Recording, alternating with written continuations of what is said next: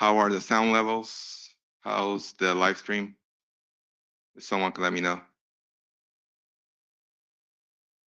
This was mainly requested for TV. I'm not sure if they can provide feedback.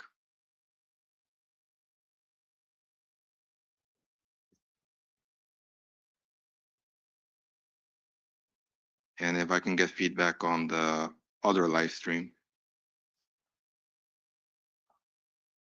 Testing 1, 2, 3, 1, 2, 3, testing 1, 2, 3. Thank you, Patrick. I got your feedback. Let me know if I need to continue testing. 1, 2, 3, 1, 2, 3.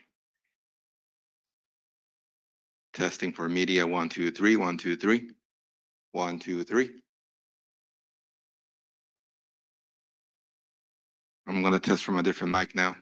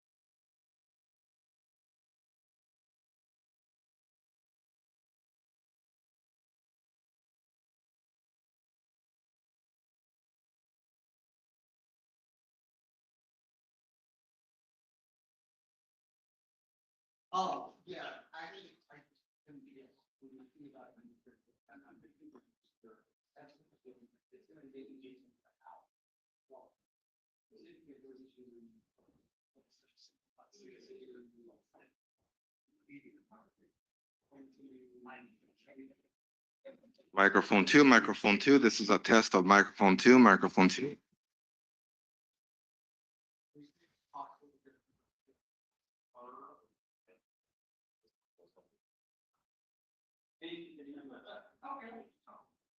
On 3, microphone 3. This is microphone 3. Testing microphone 3.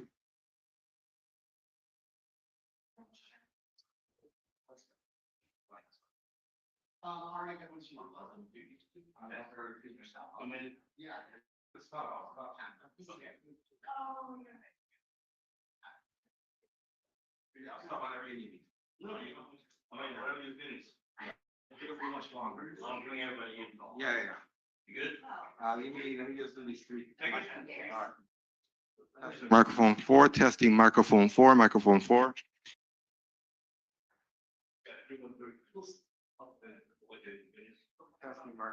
Testing microphone 5, microphone 5, testing microphone 5.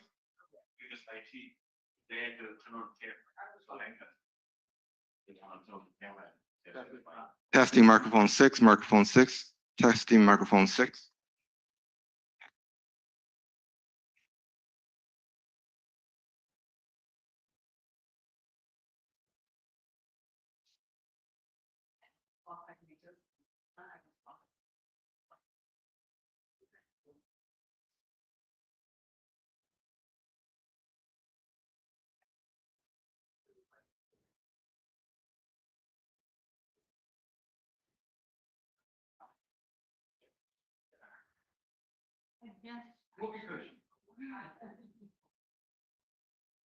Testing microphone seven, testing, testing.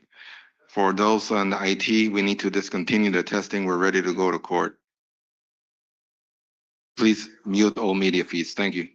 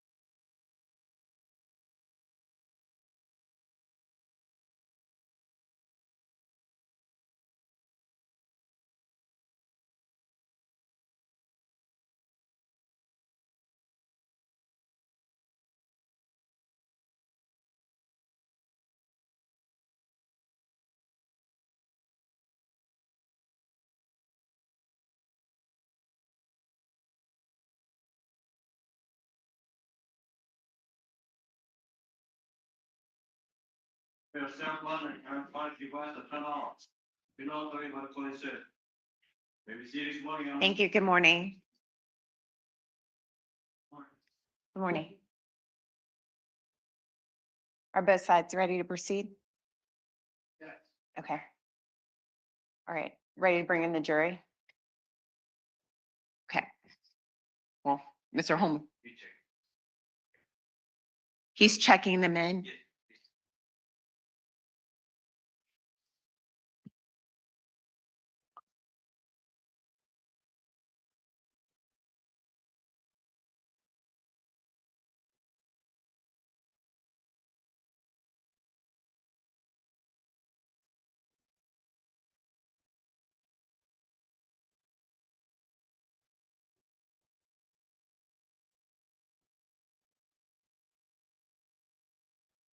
Okay.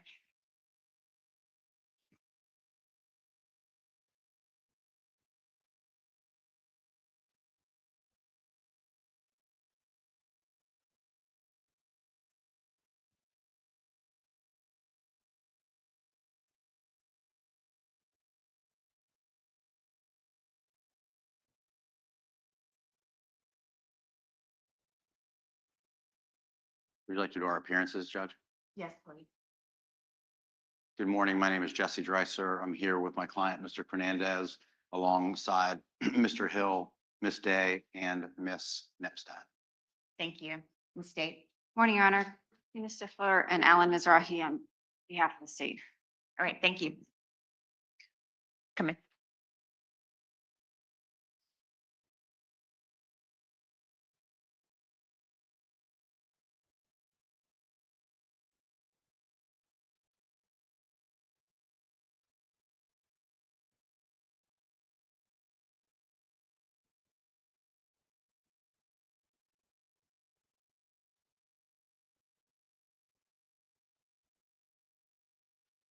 All right, welcome in, members of the jury. Everyone may be seated.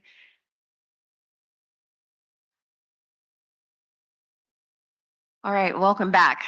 We are in the fourth day of the trial. To remind you where we are, we had paused Detective John. Chris, yes, Mr. Detective John's testimony to allow other witnesses to testify with scheduling issues. And so Mr. Dreiser is going to continue his cross-examination. However, before he does, and before I ask Detective Johns to come back in, would you all answer out loud? Did everyone follow the communication rules? Okay, thank you. All right, let's call Detective Johns forward, please. Good morning, Detective. If you could walk all the way forward again, since we have gone over a night's recess, I'm going to ask that you retake the oath. Detective, do you solemnly swear or affirm the testimony you're about to give will be the truth, the whole truth, and nothing but the truth, so help you God?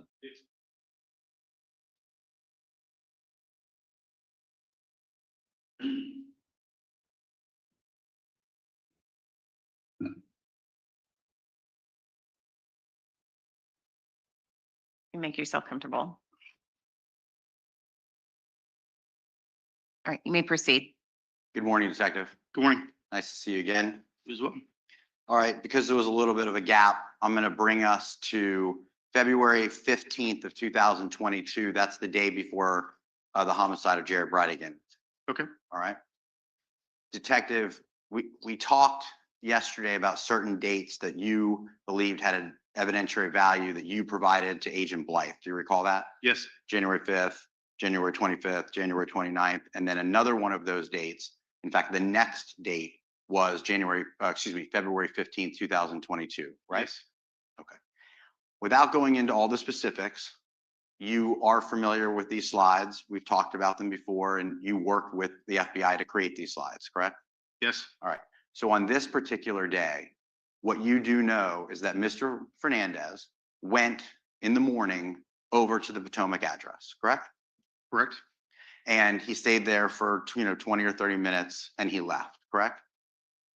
Correct. And you have no evidence that on that morning of that day, in fact, you have evidence that Henry Tenon was not there. He was working at Madison Palace that day. According to the geolocation, yes. Sure. And that's what we're working with these maps, We're working with cell site and geolocation, correct? Correct. And the geolocation put Henry Tenon at Modest Pallets and Mr. Fernandez at the home, right? Yes. And I'm certainly not going to rehash all the poll camera that I painstakingly went through yesterday, but we know from the poll camera that Mr. Fernandez would go to Potomac in the morning. We saw that several times, correct? Yes. Okay. And then moving along to slide 35, page 35, do you see that, Detective? Yes. That shows, again, that Mr. Fernandez on that day went back to the Potomac address, right? That's correct. And on that day, again, consistent with what we saw yesterday, that's not inconsistent with other times that we were actually able to see on the poll camera that Mr. Fernandez would go back later in the afternoon, right? It just shows that he was at the residence at that time. Twice that day. Yes. And I guess to ask a better question, we learned yesterday that is not inconsistent that Mr. Fernandez would go to the rental property 2 times in one day. Correct. During both instances on February 15th, you have no evidence that Mr. Fernandez gave anybody a firearm, correct? No, there's no physical evidence to suggest that. You have no physical evidence that Mr. Fernandez received a firearm from anybody, correct? That's correct. And you have no idea what Mr. Fernandez did while he was at the Potomac address. Also correct. You don't know if he was brooming the driveway, bringing construction materials, meeting an air conditioner person. You just don't know. No. Moving along to February 16th, the day of the homicide, okay? You agree that Henry Tenon arrived in, oh, I'm sorry. I mean, at the very late hours of February 15th, moving into February 16th, you know that Mr. Fernandez went over to John Biggerstaff's house, correct? Yes. Okay. And this is the one that I talked about briefly yesterday, where we don't have to guess what Mr. Fernandez was doing there because he was caught on a video. When I say caught, you found in a cellular download a video of Mr. Fernandez performing a sexual act that was found by your investigative team, correct? Yes. So we know at least something that he was doing there that night, correct? Correct. You don't have any evidence that he was giving anybody a firearm, meaning Mr. Fernandez giving anybody at that Biggerstaff residence a firearm, do you? No. You have no evidence that he was receiving a firearm, do you? There's no physical evidence of that now. And on any audio that was recorded, you don't hear anything about a discussion of a firearm, correct? No. Moving along to February 16th in the evening on the night of the homicide, you have evidence to believe that Mr. Henry Tenon got into Jack's Beach somewhere around 6:25 p.m., right? That's correct. And you know that from the Taco Lou surveillance. Correct.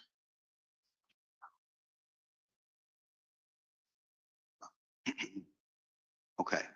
And this is the night, and we've already heard from Corporal Wallace, but on this night, there's surveillance from businesses, correct? Yes. There's police surveillance, correct? Yes. There's Ring doorbell footage, right? Yes. And there's other people's personal security videos that you were able to collect to put into evidence to sort of piece this crime together, correct? Yes. Okay. At any point prior to the homicide, do you have any surveillance putting Mr. Fernandez anywhere near that F-150? No. You don't have a single eyewitness that says that Mr. Fernandez was in that F-150, do you? No, there's no eyewitnesses. And in this case, I think you told the jury on direct examination that there were thousands of Crime Stoppers types tips that came into your agency. I don't know if the word thousands was used, but there were a lot, significant amount. I agree, that wasn't you, but there were thousands, weren't there? I don't remember the specific number, or there were a lot of them. I don't remember how many. So we can agree there were a lot. Yes. And people would just call you and say, I saw that similar looking truck at Home Depot. Yes. And that wasn't much of a lead, right? No. But the community was aware that law enforcement was looking for evidence associated with a blue two-tone Ford F-150, right? It would seem like there were at least some portion of the community that was aware, yes. Right. And that's why they would call to give you information, correct? Yes, And there's not a single witness that's going to take the stand who called Crime Stoppers and said, I saw a person matching Mr. Fernandez's description in that F-150 that night, correct? that's correct. And there's not a single person that said, I saw an F-150 similar to that description parked near Mr. Fernandez's residence that night, correct? That's correct.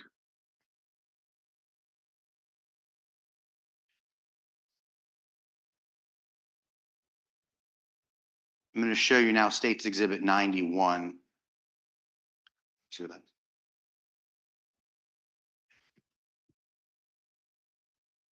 I just need one moment, Your Honor. Sure. Thank you.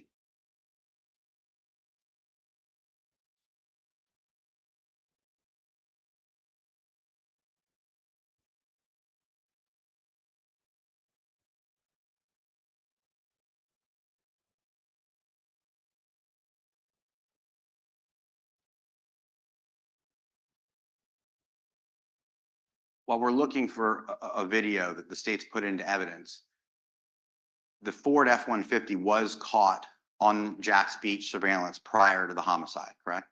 Yes, And it's driving right past the police station toward the area of Pablo Hamlet, correct? that's correct. And because it's prior to the homicide, we know it's around 7 p.m. when that happens. We'll see the exact time in a moment, but it's around 7, right? Correct. And this is Jack's Beach on a Wednesday night, early in the evening, right? Yes, There are people walking on the sidewalks. the area where the truck was is not a super populated area. It's kind of, but there, yes, there were people walking on the sidewalks. Okay, let's look at it.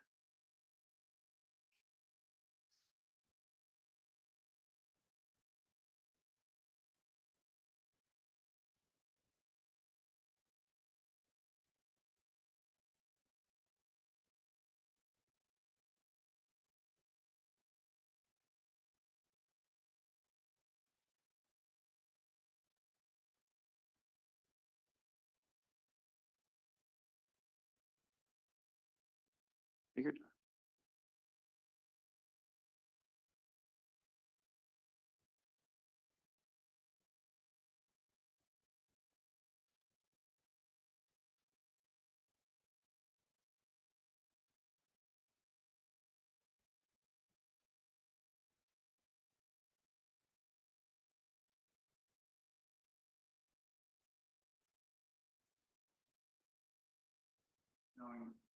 I'm showing you what's been already placed into evidence as Exhibit 91. You're familiar with this particular clip, aren't you, Detective Johns? Yes, sir. Okay, push play.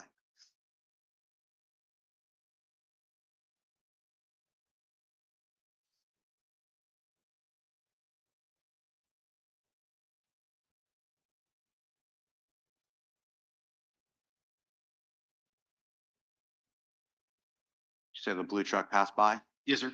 And just in that one tiny clip, did you see 7 people walking on the sidewalk that passed that truck?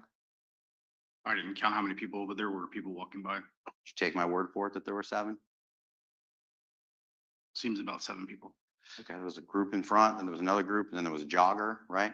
Yes, And they were walking within, I don't know, 10 or 15 feet of that truck, correct? yes, So no reason to believe that at that night, at that time, it wasn't like, well, no one reported it because no one saw that blue truck. Plenty of people, by just that small clip, had their eyes on that truck, whether they were paying attention or not, correct? I can't say what they were. We're not looking at it. You can say, though, that that truck passed people in Jack's Beach that evening. Yes, it did. You can say from your many, many years as a patrol officer and a detective in Jack's Beach that Jack's Beach on a Wednesday at around 6:50 is an active area. Yes, it is. There's dog parks that are open, right? I think they close when the sun goes down and it's pretty dark at that moment. Maybe so. That area has parks and baseball fields and sidewalks, and there's private businesses and gyms and bowling alleys. That's the area that we're talking about, right? The area that you're referring to, yes, the area, this is a little bit west of that. Yeah, maybe a few hundred yards. I'm talking about that area. Yes. Okay.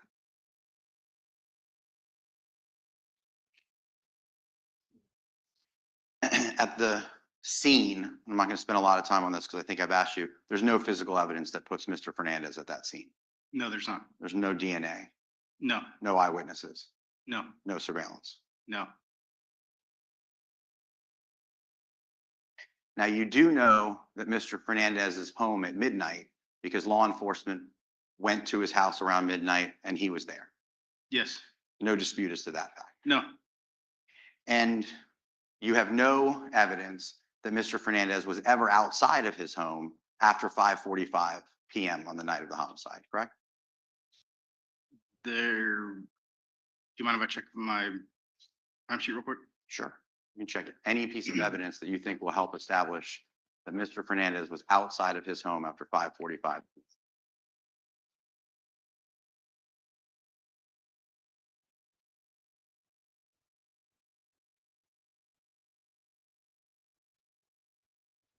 There is no physical evidence that puts him outside of his home. Now let's talk about Henry Tenon for a moment. He gets to Jack's Beach around 6:25, right? Yes, sir. And I'm going to try to simplify this, but if you think I'm oversimplifying it, please tell me and I'll direct you to your notes where we can really pin this down. So we're going to talk about Henry Tenon's phones. You're familiar with Henry Tenon's phones? Yes, That was a big part of your investigation. yes, Henry Tenon, for whatever reason, he had 4 phones, correct? that's correct. And one of the phones was associated with a number that he gave to his daughter that was on his plan, correct? Yes, And we can assume for the purposes of this conversation, that doesn't really have any evidentiary value to this case, right? that's correct. Okay.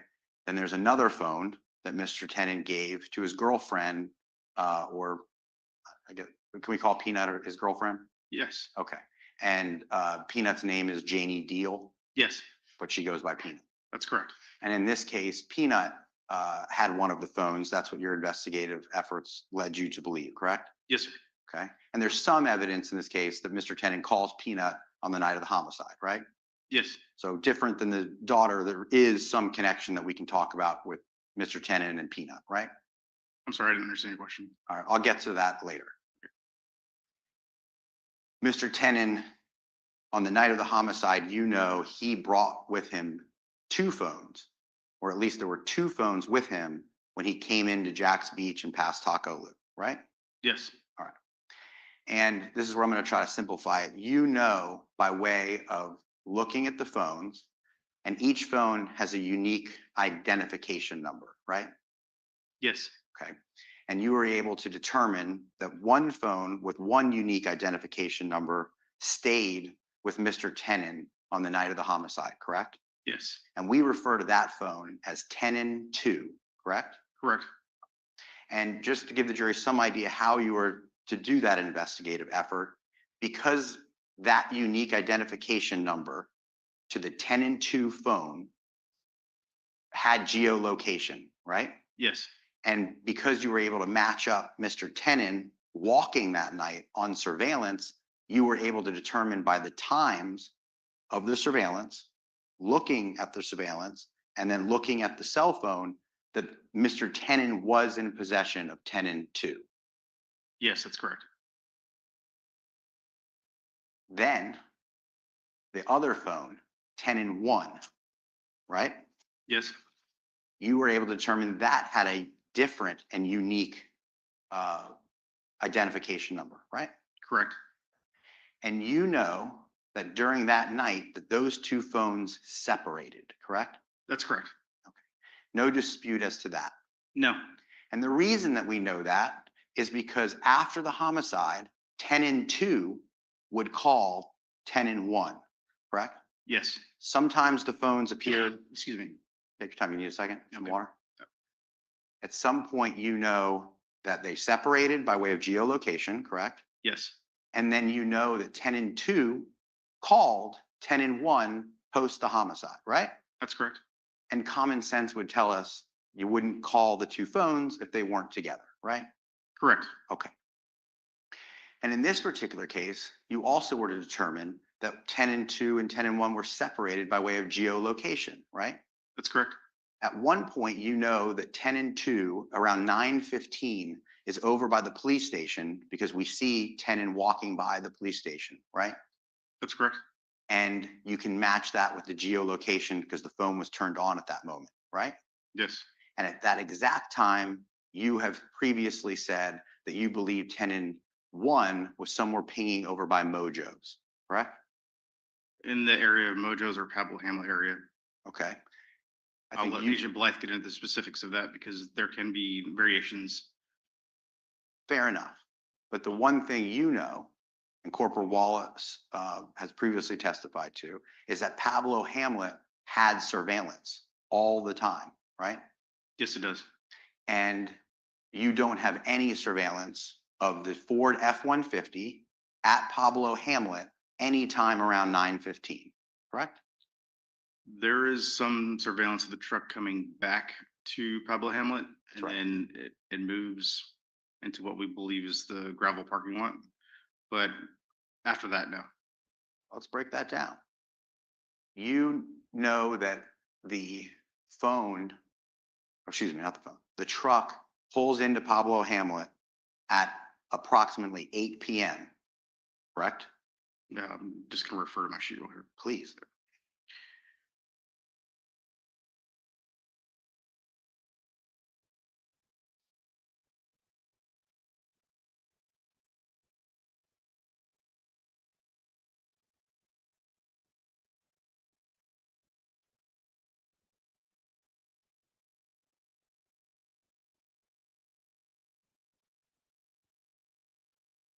Yep, exactly 8 p.m. That's right. And then it pulls right out, correct? It pulls forward. I wouldn't say that it pulls out.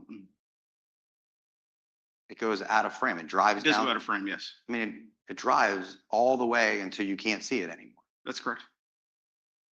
So when I said it pulls out of Pablo Hamlet. It's no longer at Pablo Hamlet. It's no longer by the smoking pavilion. It's no longer in that little cul-de-sac. It is no longer by that retirement house. Correct. And at that point, you have no idea where that blue truck went. We have some idea, but we don't know where it went from the next place. You don't have it on surveillance, according to Corporal Wallace. Do you disagree with Corporal Wallace? I wasn't here for his testimony. Okay, I'm going to represent to you that he told the jury that he does not know where the truck went after it pulled out of Pablo Hamlet. And the jury will, if I'm saying it truthfully, the jury will determine whether that was said or not said. Okay, I'll sustain it. Can you show me where the truck went after 8 p.m., Detective Johns? It appears to me that the truck makes a right into the gravel lot at the Discovery School on the last frame. Let's watch that.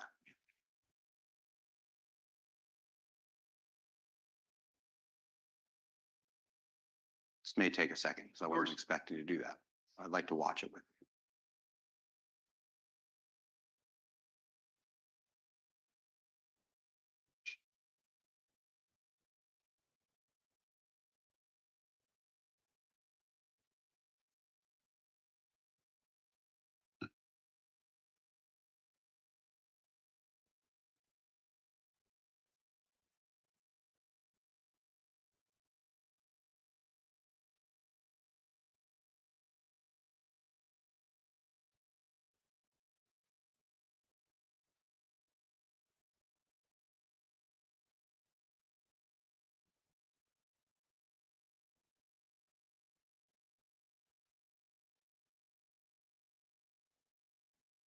Pause it.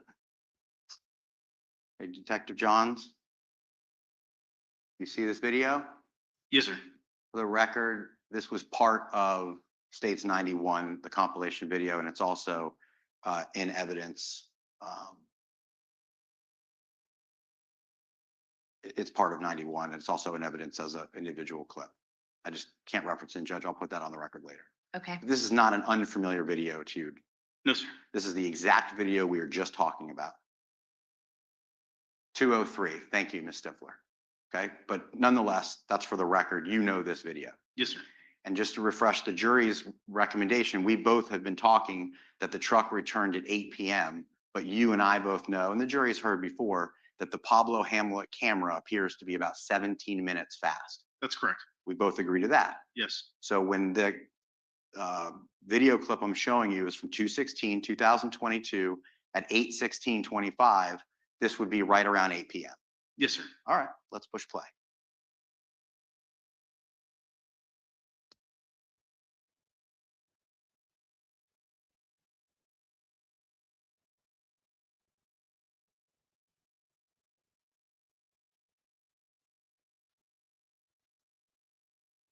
While we're waiting for the truck to pull in, Detective, can you see a gravel lot anywhere in this video? No, you cannot. So the gravel lot that you're telling me that you think you can see the truck pull into, you acknowledge you cannot see in this video. That's correct. You cannot.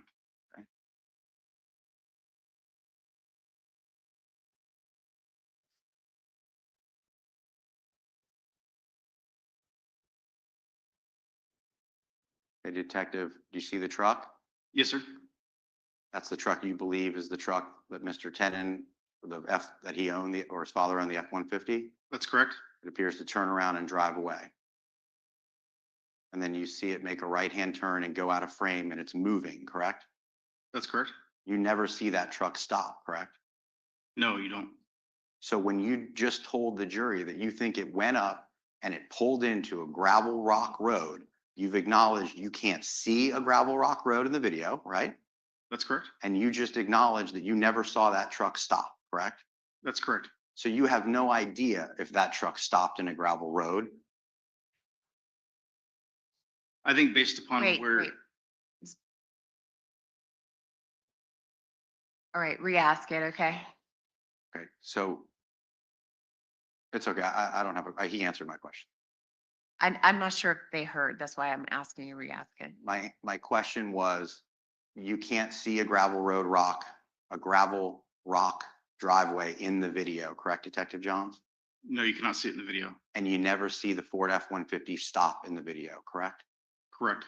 Thank you.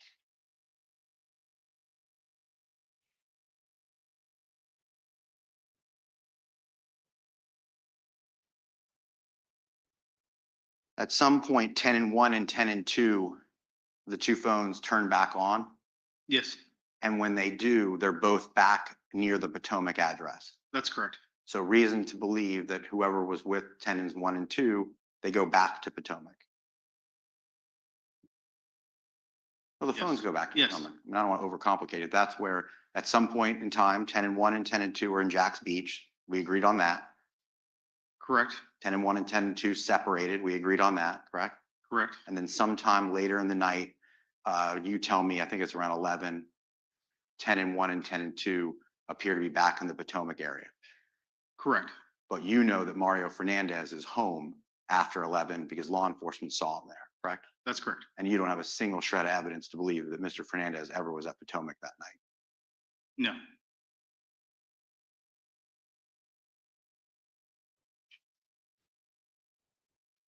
You did speak with Ms. Bridegan that night at the police station. yes, sir. This was not recorded. That's correct. You did tell the jury a couple days ago that everyone's a suspect until they're not a suspect, correct? That's correct. There is no way for you to know whether Ms. Bridegan was a suspect at that point in time when you spoke to her. You're right. Correct. And yet you chose just not to record it because you told the jury I was giving her bad news, so I didn't think we should do that, essentially, right? That's correct. When you spoke to the Bridegan brothers, you recorded those interviews, correct? Yes. They were audio recorded and video recorded. Yes. On the night of the homicide, you did inquire as to whether Ms. Bridegan had life insurance on Mr. Bridegan? I don't remember that. It was that evening, but yes, we did ask. Okay, and you found out that Ms. Bridegan benefited. Grounds. Let me see you at sidebar for the, if you have a response.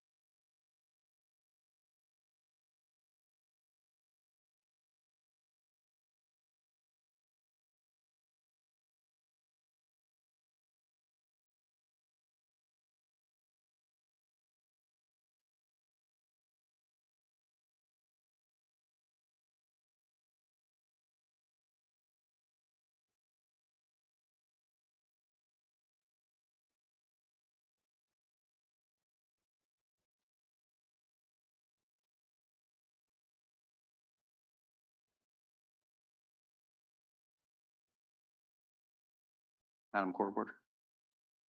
Through your investigation, you learned that Ms. Bridegan did receive life insurance, correct? Yes, And that was important for you to determine what that was because you were trying to investigate and find out any and all information you could about this homicide. Fair enough? yes, You didn't just speak to Ms. Bridegan that night at the police station. You spoke to her many, many times throughout this investigation, correct? that's correct. And regardless of what you were talking about, life insurance, her location, anything that you were investigating, you never one time did it in a recorded or videotaped setting. The only time she was ever at the police station in the soft room was the first night. Every other time we ever met with her, it would have been out in the field or it would have been through a phone call. Right? Because maybe that's where you chose to meet her. That was a decision you all made. When you asked Mr. Fernandez to come in, you asked him to come into the police station, right? Yes, You asked him to come into a room that had a couch and a camera in it, right? yes, You controlled that setting. You and Detective Lamont, right? we asked him to come in and he agreed. And you turned the camera on. Yes, You could have turned the camera on when you met with Ms. Bridegan if you asked her to come to the police station, right?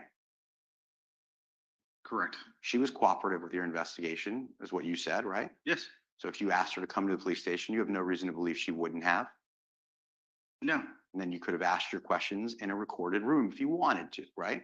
yes, And you didn't in this case. no, All right, I'm going to move to October 6, 2022. We're going to make a big jump. That's the day that the Potomac Avenue home was searched by law enforcement, correct? yes. All right. Can I get some help with these boots, Mr. Hill?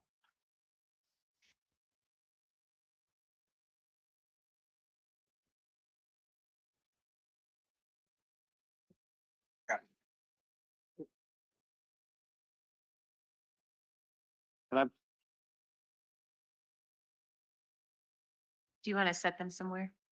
Can I sit them on top of the tire? Thank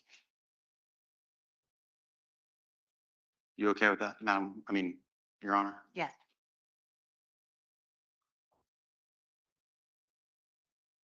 Blocking the court reporter. Ms. Simpkins, are you okay? Okay, I'm going to find a spot for him.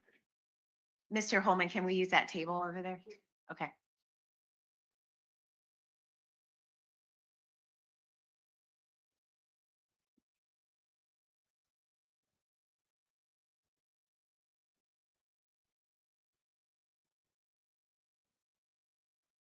It's okay, Alan, or is it blocking you? Here we go. We'll get to it. Those boots were found at the Potomac address. Yes, Those boots don't have any DNA on them, do they? I'm sure they might have some somewhere. All right, let me ask you a better question. You can't associate those boots with anything at the crime scene, correct? Correct. It's just that you think that maybe those were the boots that Mr. Tenon was wearing when you look at that grainy surveillance. That's how you came up with the fact that those could be the boots, correct? They appear to match the boots in the video. And just so the jury's clear, it's all the videos that they've seen of Mr. Henry Tenon walking through Jack's Beach. Sorry? It's the videos that the jury has already seen of Henry Tenon walking through Jack's Beach. That's the videos that you're relying on to determine that those are the boots, correct? Yes, sir. You never found a footprint that you could match to the bottom or the soles of those boots to say, yep, those match the boots that we framed and put before this jury, correct? That's correct. Okay. There's no biological evidence like Mr. Bridegan's blood on those boots, correct? Correct. There's no biological evidence that you guys decided to frame this jacket that connects this jacket to the homicide scene, correct? Or this sweatshirt? Correct. Okay. And the reason I said jacket is because originally you guys, law enforcement and your investigators, you framed another jacket. Great. Okay.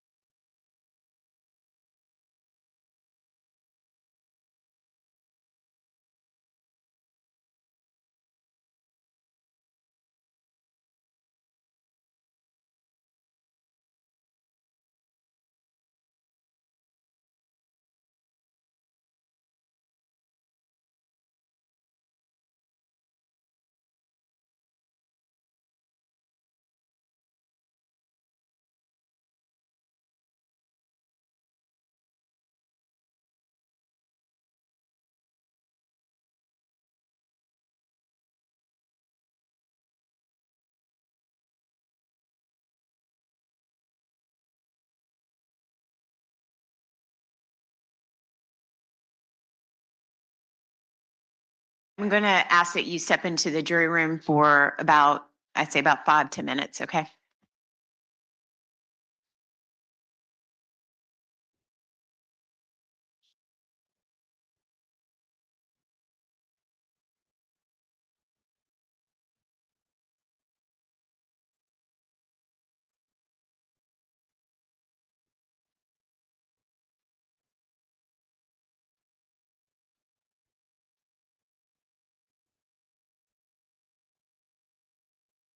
All right, please let the record reflect that the jury has left the courtroom. Everyone may be seated.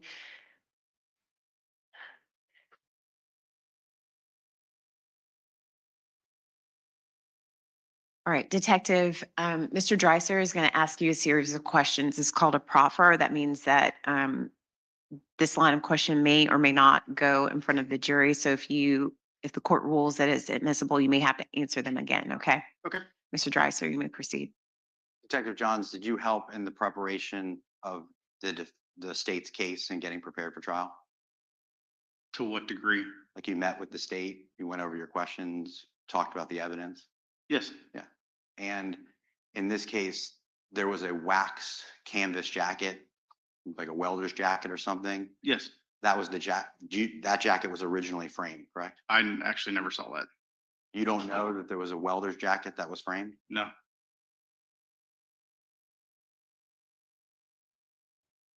You never went into the conference room and saw that? The only exhibits I have seen in the conference room or that I recall seeing are the ones that are here. And no one ever told you, or you never participated in the preparation of choosing the welder's jacket to be framed over this sweater? No. No further questions, Sheriff. Any questions by the state? Let me see you all at sidebar.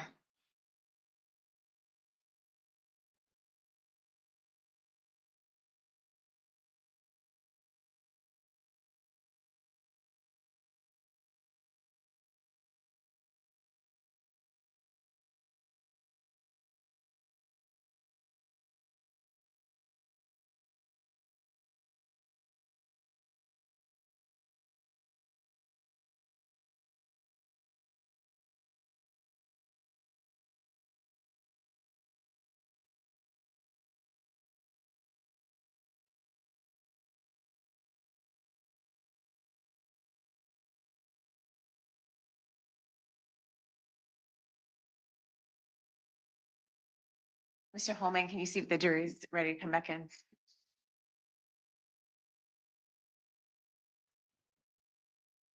Can y'all move that jacket, please?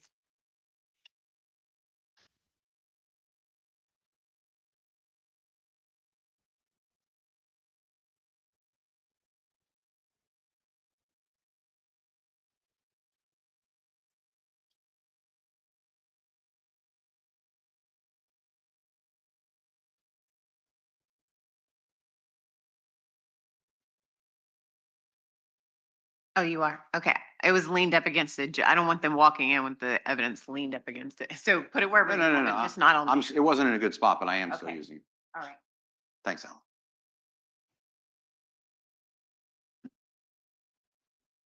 The old trash can kick. And DUIs, I count on the prosecutors doing that. Well, right there's fine. What's wrong with that? Oh, Thank you.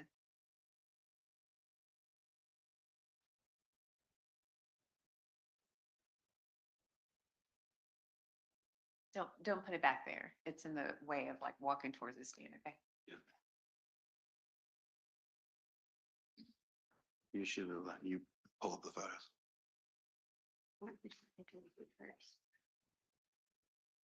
go over the boots. Up, the jacket's up. Just use the jacket. It's just as easy.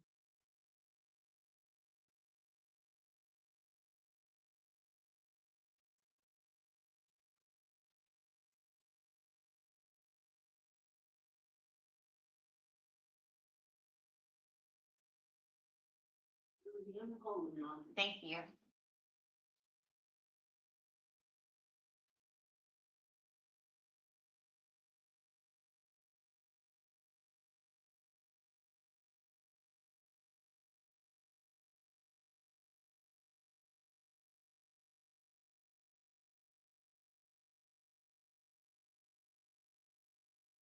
All right, welcome back, everyone. Everyone may be seated.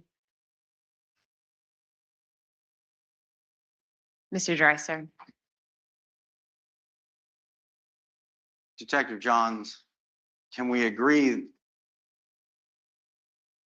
that, again, this particular sweatshirt was found at Potomac? Yes, This particular sweatshirt, you believe, by looking at the same video that's been submitted into evidence to this jury, you can identify this particular jacket by looking at that particular surveillance video. yes, And you feel confident that looking at that, you can determine it's this particular sweatshirt. the video seems to match the jacket that is there. Jacket.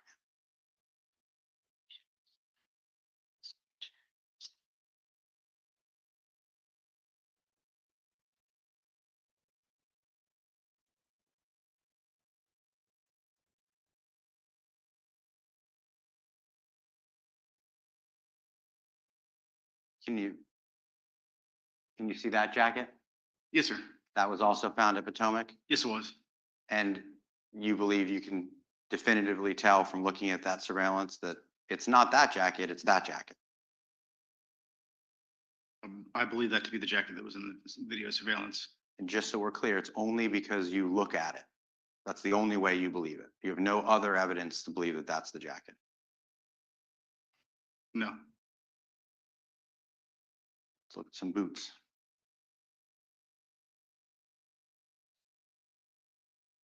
These boots were found at Potomac, yes, and you believe by looking at the surveillance video that's in evidence that you can tell it's those boots that are framed and not these boots. certainly not those boots. You don't think it's those boots? No, Okay, let me show you another pair of boots that was found. How about these boots? Could it be these boots? I don't believe so. Why don't you believe so? If you look at him walking and you see the tongue of or the flap of the boots, it's more consistent with those boots versus the ones that are on the screen. And I just want to make sure when you're talking about the analysis that you're doing, you're looking at the video that's been submitted in evidence. There's no other videos that you're looking at. There's no other videos. And you can tell by the tag of those boots different from the tag of these boots. Tongue, I'm talking about the tongue. Excuse me, tongue of those boots compared to the tongue of these boots. That's your testimony. Yes, Okay, let me show you another pair of boots.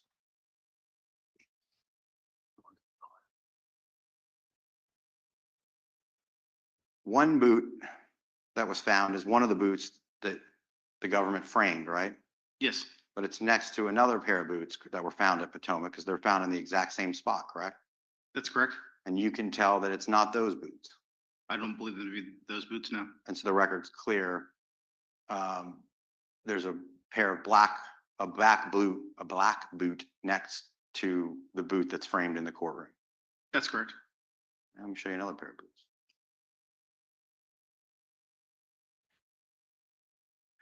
When Mr. Tenon's vehicle was recovered, you see those boots? Yes, And you don't believe those could be the boots? no, And why don't you believe those could be the boots, detective?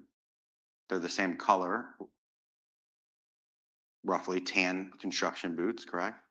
yes, They were found in Mr. Tenon's vehicle that you guys believe is associated with Mr. Tenon, the Ford F-150, right? yes, sir. These boots have a long tongue, just like the boots in the courtroom, correct? Kind of hard to see the tongue in the photo.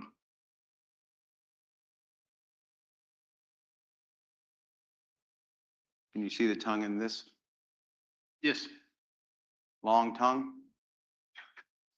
yes, It's just not folded out like the ones that are framed in the courtroom, correct? that's correct. And it's still your testimony that you think, looking at that video that's been given to the jury, that you can tell that those are the boots and that's the jacket by looking at the surveillance in which has been submitted to this jury. Those boots are most consistent with what the video shows. Consistent with, but not necessarily the exact ones, correct? I can't say for certain they're the exact boots.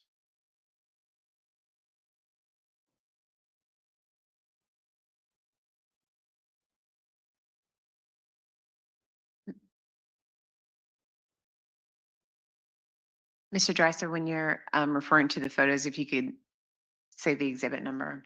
Yes, I'm sorry. I've been referring to a sweatshirt type jacket with you during my testimony, Detective Johns, that I'm holding that is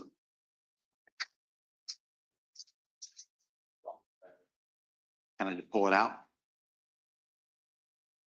States 128.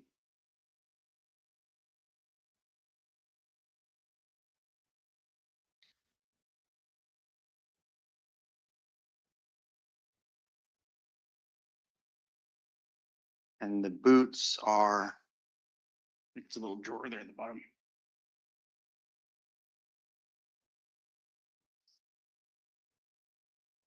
I'll just look at the list. If you just give me a minute. Pulls out there at the bottom. Just pulls out. They're not. Oh, this. Oh, I don't want to mess your evidence. I've seen the bag. I just don't want to mess it up. 129 for the record. The boots that we've been discussing that I keep saying are in the courtroom versus the other boots are 129. We can agree with that. Right? Yes.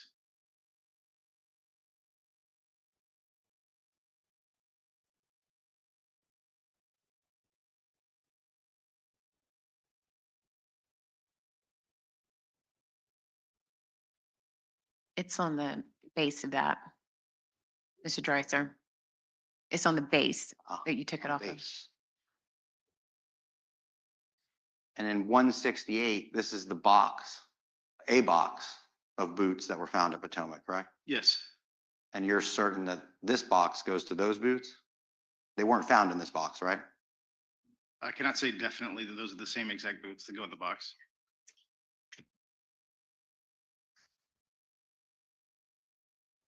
And actually, if you know this, it's my understanding that this box was not found where those boots were found.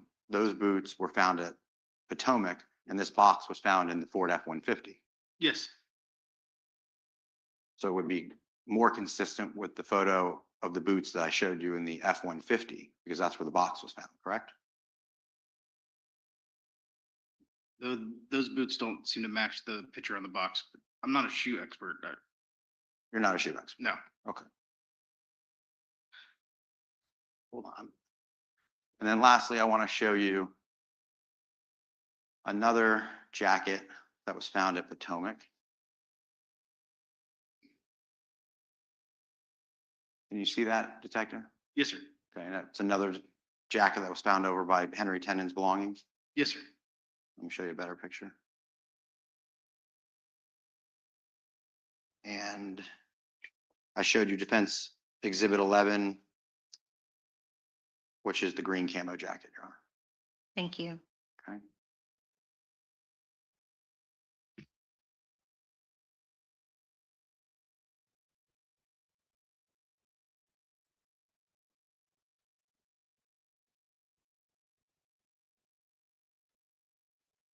And this would be another jacket found where Mr. Tenon's belongings were, correct? Yes, sir. That's correct. And the tan jacket that I showed you earlier, which is Exhibit 12, that was found where Henry Tenon's belongings were in the garage, correct? That jacket was found in the garage. In the garage. Mr. Orway indicated that that was his father's welded jacket. Oh, okay. But you guys still collected it for evidence? Yes. And you bagged it and tagged it and brought it over? Yes. Even though you knew that day that it wasn't connected with Henry Tenon at all? He called back later and asked if he could have the jacket back. I didn't know that at the time. Okay. But the sweatshirt that's framed in this courtroom was not found in the garage. It was found hanging in a closet inside the house where none of Mr. Tenon's belongings were, correct? Mr. Tennant did have some items inside the house. Most of his stuff was in the garage. But that particular jacket was hanging up in a closet. Yes.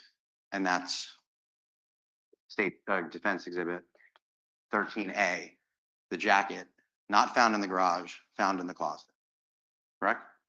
According to this photo, yes. Well, who took this photo? I didn't take it, Detective. Neither did I. Right, someone from your law enforcement agency took it, right? Yes. An evidence technician. Yes. Can you see anything else in that closet besides that jacket? No. Can you identify one other piece of evidence that would associate that jacket with Henry Tenon I don't understand. in that picture? No.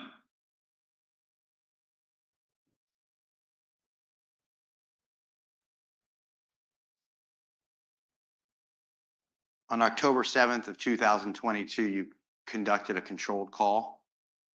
Yes. Can you tell the jury what a controlled call is?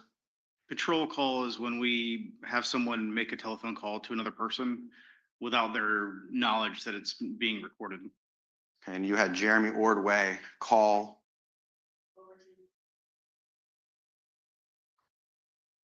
You want to be heard? I need a moment, Your Honor. Okay.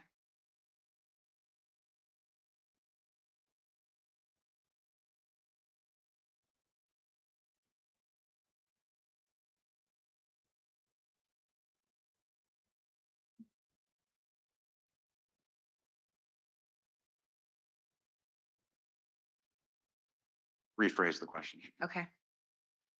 You found no evidentiary value in that phone call? No, sir, we did not.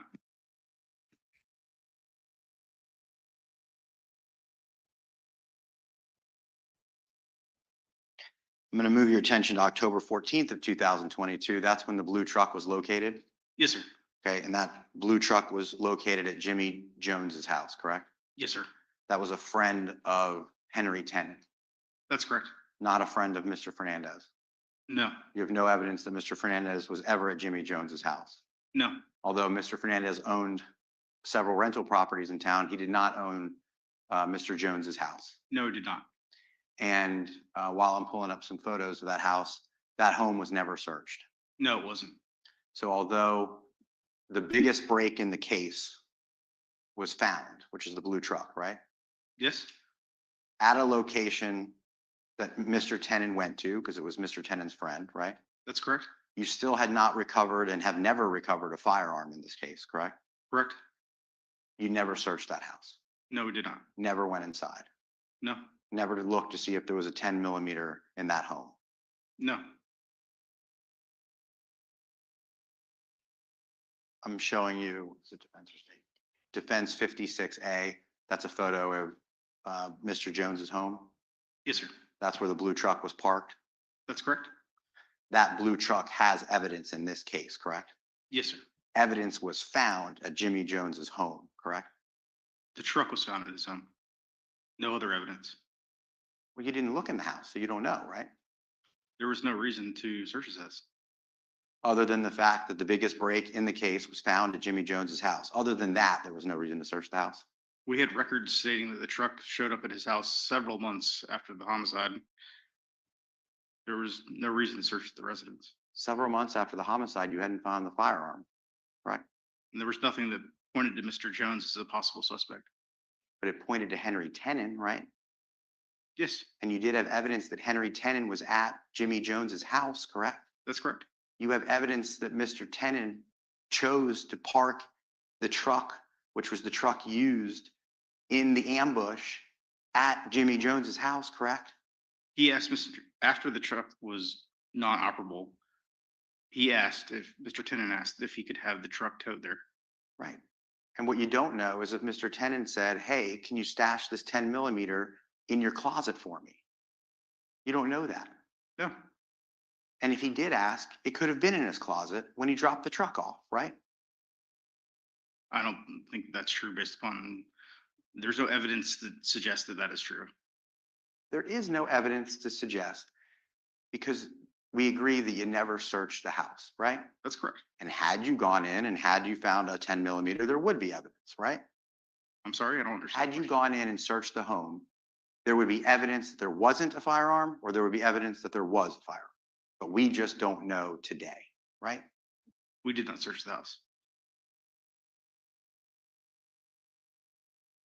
On February 8th of 2023, you pulled Mr. Fernandez over in a traffic stop, correct? There was a traffic stop, yes, And he was not arrested on February 8th. that's correct.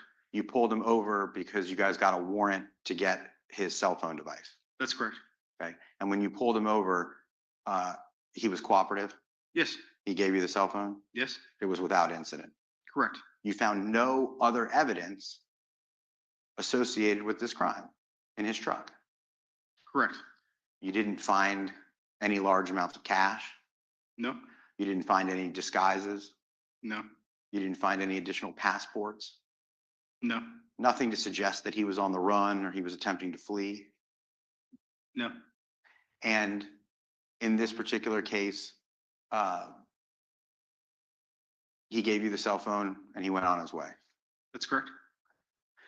And you know that that cell phone, by way of your forensic investigation, is not the same cell phone that was used or that Mr. Fernandez owned on February 16th of 2022, correct? Correct. Okay, so it's a totally separate device. Yes. It had been about just short of a year by a few days when you collected the device from Mr. Fernandez via that warrant that we just talked about, right? Correct. Not unusual that a person could get a new phone over the course of a year, correct? No, It's not as if you stopped him like a week later and all of a sudden he had a new phone. It was a year later and Mr. Fernandez had a new phone. correct. And then ultimately, you arrested Mr. Fernandez and he had another phone, but that makes sense because you took his other phone, right? Correct. You didn't even search the new phone because it had been so long and it was such a brief period of time. Is that my understanding? Correct. And when you arrested him, he didn't flee. No, He was cooperative. I wasn't there during his arrest, so I can't say whether he was or wasn't. Anybody report to you that he was uncooperative? No, It's on body camera. I believe so. You agree that Mr. Fernandez had moved to Orlando to live with his brother on, I don't know when, but he was arrested in March. And at some point before that, he had moved, correct? Yes, The Marsh Inlet home had been sold. that's correct. Miss Gardner had already moved to Washington. Yes. Mr. Fernandez was not hiding out in Orlando, right? No, The news media had taken pictures of him in his driveway. Everyone knew he was in Orlando if you wanted to know, correct? correct. And in fact, at some point, you guys put a tracking device on Mr. Fernandez's car, correct? Yes, You knew exactly where it was. that's correct. And you have nothing to offer this jury that he was leaving or attempting to flee or anything of that nature. He was just living with his brother in Orlando. That's correct. Never switched his vehicle or his car. No, And then, of course, the day you got arrested, both days, let me just back up. The day you stopped him for his phone, he didn't know he was going to be stopped, right? that's correct. And the day he got arrested, he didn't know he was going to be stopped, correct? Correct. And you didn't find any large amounts of cash, correct? On the, when he was arrested? Yeah. I don't know. I wasn't there. It would have been reported to you if he had like 100 grand in cash, right? I'm sure it would have been. If he had an additional passport that didn't match his name or identification, you would have learned that, right? Most likely. And of course, you didn't learn that. No, You didn't learn that he had any disguises or wigs or anything like that. no, He didn't have like a go bag in his car where if I had to find out that I was going to be arrested, I could jump on a plane and go with him. I don't recall anyone mentioning a go bag. Well, that would be good evidence if you found him with a go bag, right? Law enforcement would have been interested in that. Yes, And there's no evidence to suggest he had a go bag. no, And lastly, I understand you're going to come back and you're going to talk about financial records, so I'll ask you about those later. But for today, you put up poll cameras at Marsh Inlet. yes, sir. Yesterday, we talked about poll cameras at Potomac. Correct. Nothing in all of the thousands or hundreds, thousands of hours that were recorded on the poll cameras at Marsh Inlet, you found nothing of evidentiary value. No, You never saw Henry Tenon go to Marsh Inlet, the residence of Miss Gardner or Mr. Fernandez. no. The poll cams were put up after that. Well, the poll cameras were put up when you chose to put them up, but nonetheless, there was no evidentiary value of anything that you discovered at Marsh Inlet. There was no evidentiary value that came from the poll cameras. But you put them up for a reason so that you could try to collect evidence. That was the reason you put it up, right? Partially, yes.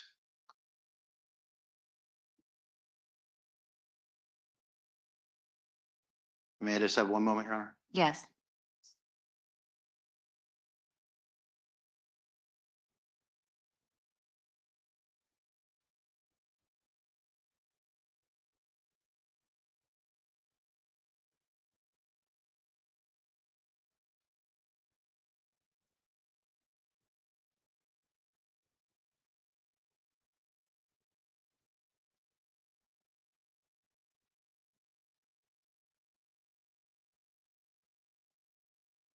No further questions, Your Honor.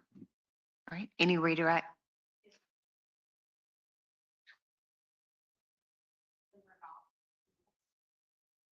Okay. The jurors, you're good, right? We just came back. Okay. Sure.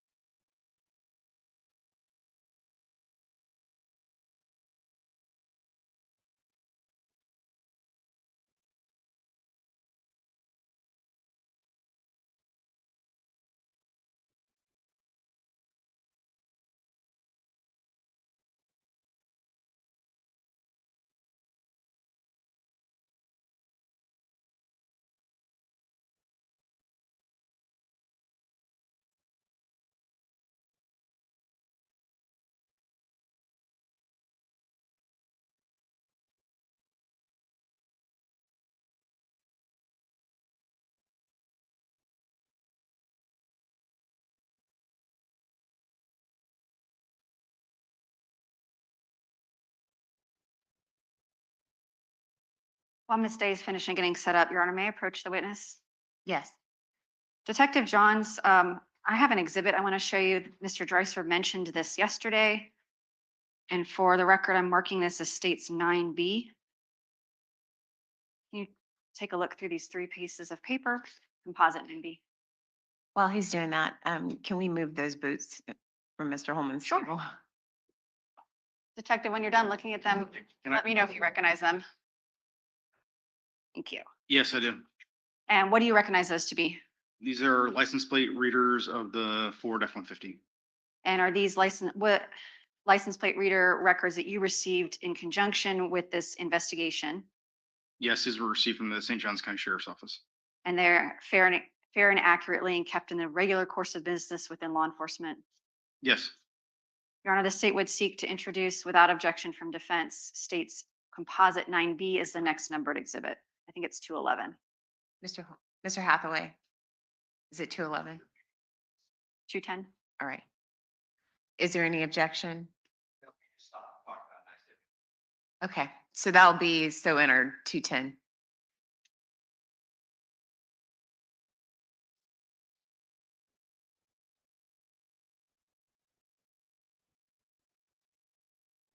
All right, Detective Johns. I know you've been on the stand a long time. I've got a couple follow-up questions for you based on what defense asked. The first thing I want to ask about is the last thing, one of the last things we ended on, which is those boots and that jacket.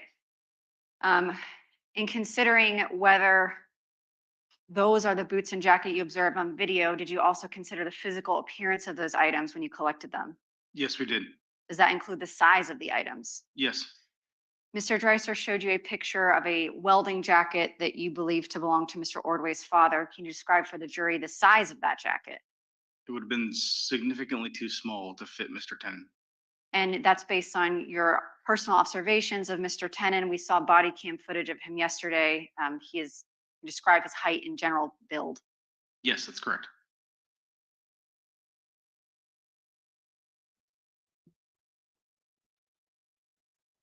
Mr. Dreiser asked you about not recording Kirsten Bridegan when you were telling her that her husband had been killed.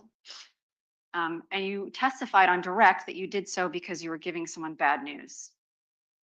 We were making a death notification of a wife, so we decided not to record it. And that was the only reason we decided not to record it. When Detective Burrell and Detective Lamont went to the home of Mario Fernandez and Shanna Gardner on the night of Jared's death to notify them of his death, did they record that interaction with them? No, they did not. And is that for the same reasons you did not record your interaction with Mrs. Bridegan? Yes, Mr. Dreiser asked you about court filings in the family court case. And I'm not going to go through them at length or pull them up, but there were several filings that were written by Ms. Gardner's attorneys, correct? yes, And in those documents, there was discussion about Mr. Bridegan and some statements that the jury can look at later that Mr. Bridegan was uprooting them and insisting the husband can't have timeshare. And you kept saying that is what the document says. Correct. Those are Ms. Gardner's words or her attorney's words, correct? That's correct. Do you have any way of knowing whether what she says in those statements is the truth or not? No, Documents are written by lawyers. that's correct. You sat through litigation in this case and you know that there's a lot of filings, but a lot of action happens in the courtroom or in the halls of the courtroom that is separate from filings. Correct. So the docket may not necessarily reflect the tone and tenor of what's going on when they show up at court. Correct. Or I'll rephrase.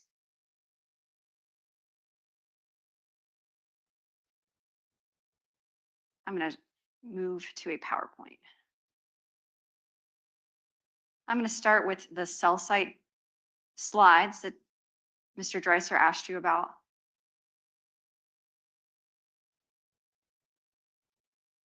And you used cell site mapping to further your investigation, but are you an expert in cell site analysis? No, I'm not. Should I ask Agent Blythe these questions in more detail? I'd be happy to try to answer them in the same manner that I did for Mr. Dreiser. I want to ask you about two of the slides. This one, January 29th, which is page 19 of State's Exhibit 182. And I understand you're not an expert, but based on your investigation and your, oh.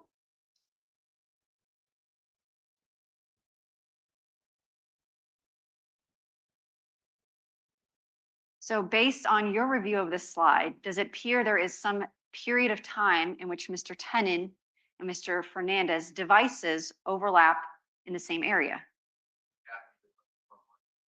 Yes.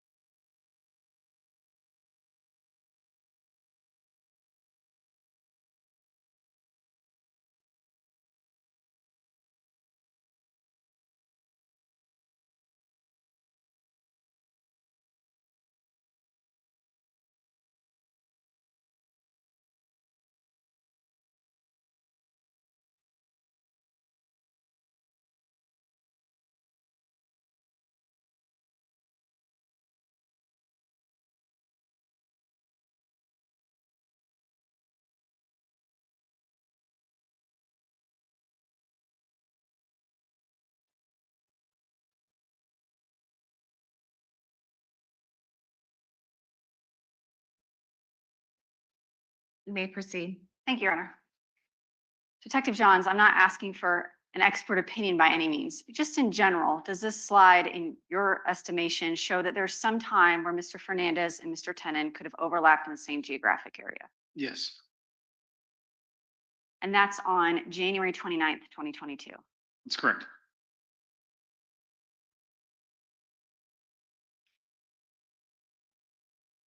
And then another slide from January 29th, 2022. This is page 32 of State's Exhibit. We can see here as well, does it appear, at least just generally, that Mr. Tenon's geolocation data and Mr. Fernandez's cell phone are in the same geographic area for some period of time? Yes. And I'm asking these because Mr. Dreiser went through these slides with you at length. This one is February 15th. This shows, and Mr. Dreiser asked you some questions about this, that Mr. Fernandez was, or at least his device, was in the area of 5239 Potomac Avenue for approximately, I would say, 27 minutes. And it appears at some point that, I'm sorry, I have the wrong slide, hang on. Here we go. February 15th in the evening, for a little less than an hour and a portion of this time, would you agree with me, or can you state with some confidence that Mr. Tenon's device, Mr. Fernandez's device appear to be in the same geographic area for some period of time? Yes. Now, in February 16th, 2022, Mr. Tenon was obviously driving that blue two-tone Ford F-150. Yes.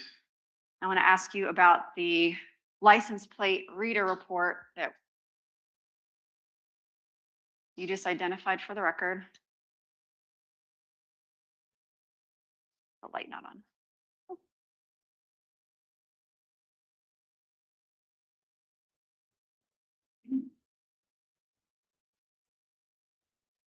Is this the license plate reader report for St. Johns County for the vehicle registered to Henry Tenon?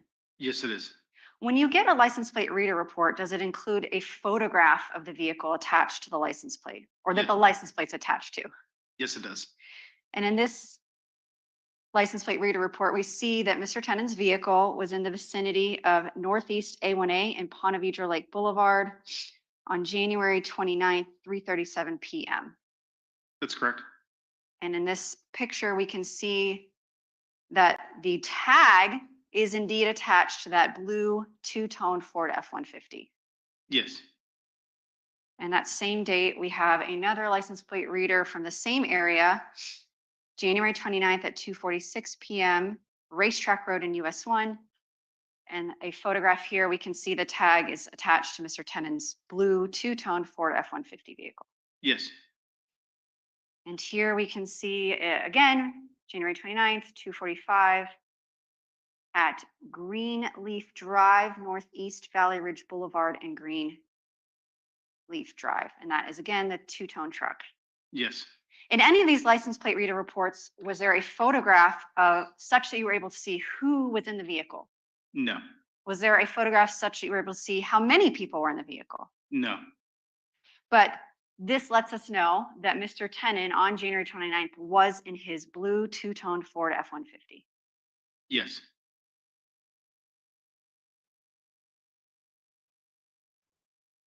Mr. Dreiser asked you about the media release of the photograph of the blue two-tone Ford F-150, and your testimony was it was released into the community.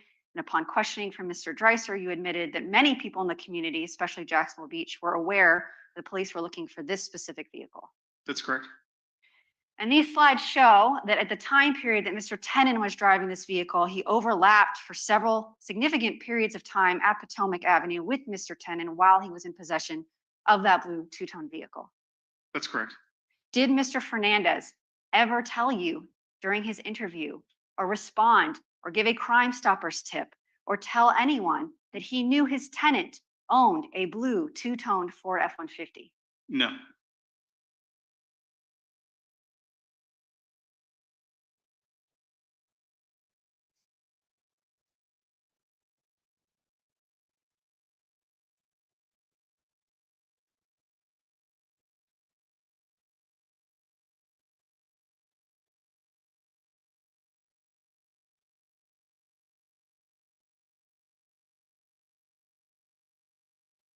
I want to talk about your interview with Mr. Fernandez. Mr. Dreiser asked you some questions about statements Mr. Fernandez made about details of the homicide. Yes, And do you believe that the media had released information that there had been a tire in the road shortly after Jared Bridegan's death? I do know a media report was done. I just don't remember the exact date that it was done. Did you and investigators initially believe that Jared Bridegan had gotten out of his vehicle to move the tire before he was killed? Yes, we did. Was that information ever made public? No.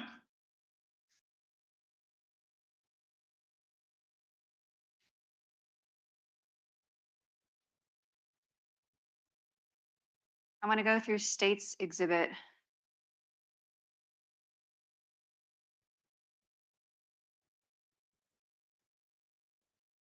I'm going to approach. Yes. State's Exhibit 91. It's some surveillance video Mr. Dreiser asked you about.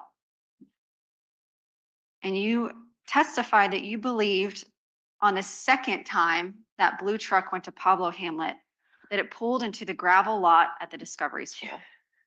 Can you explain to me why you believe that? Just based upon where you see the turning happening, it seems to be too soon to be turning onto the next street. Also, the next street only goes to the police station or the golf course. There's no exit onto a major highway.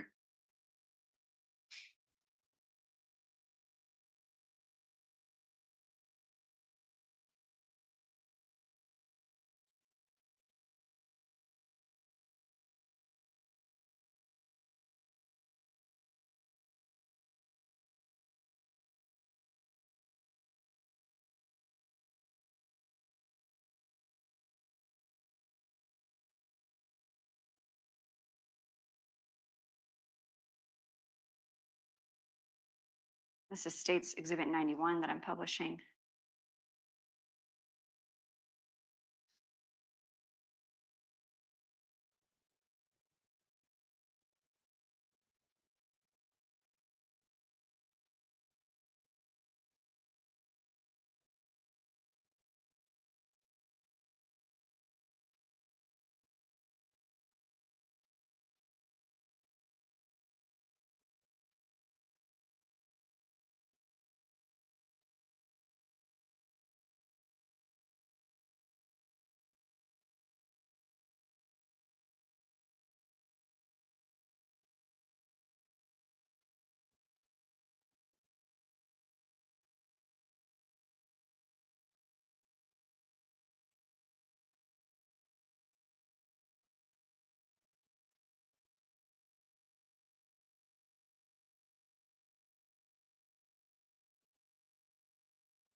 That is the first time the truck left Pablo Hamlet prior to the homicide. Is that right?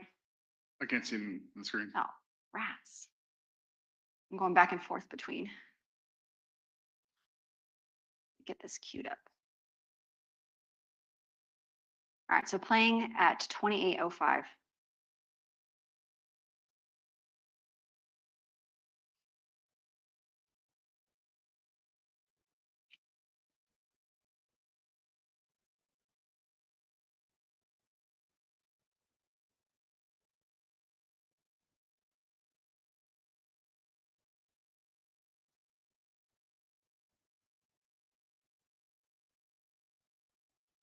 And was that the first time the truck left Pablo Hamlet prior to the homicide? That's correct.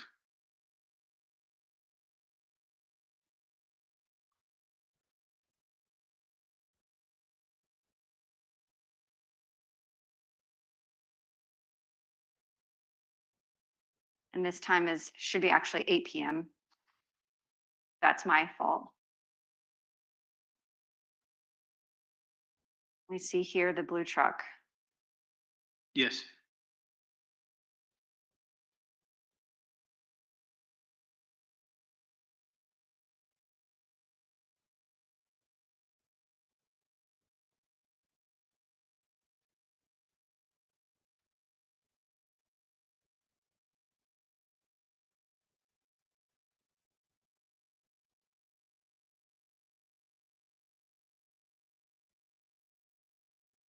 And can you explain for the jury, and if you need to mark on the map, the geographic layout of what we just looked at and where this gravel lot is in relation to where 15th Street is and where that truck was pulling out.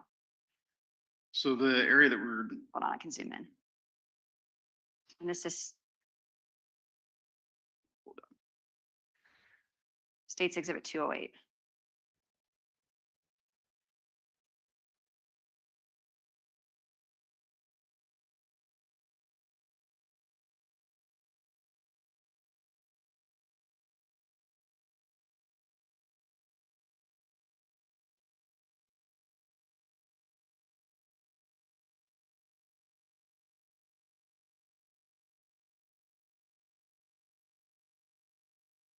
This is the world's worst mouse. All right, I'm gonna leave it like this. We're on 208. Detective, if you could show them what, so the camera is actually coming from this Pableham area. And then basically the gravel lot is about right here. Which is basically on the side of the Discovery School. at the time of this homicide, you've already, or I think someone previously testified, did the Discovery School have video surveillance equipment They did not. or working? Well, they did have it, it just was not working.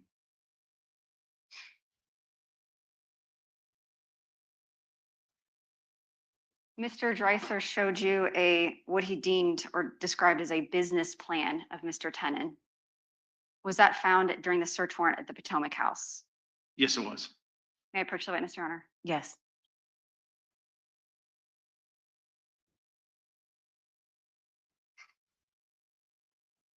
This is State's Exhibit 197. And may I publish for the jury? Yes, you may. This is a composition notebook. Is this what was collected at Potomac? Yes. Let me show everyone the business plan.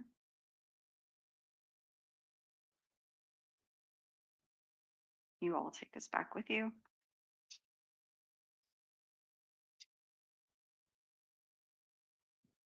And I'm showing you the last page. It's page 5 out of 6 with writing on it.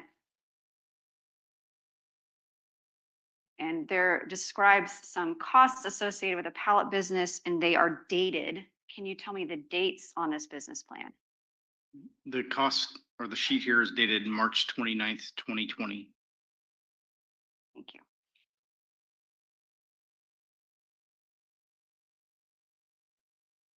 Is there any indication during your investigation through your discussions with Mr. Tenon's coworkers and boss at Monison Pallets, or a review of his financials or review of that notebook, that he had a business plan in February of 2022?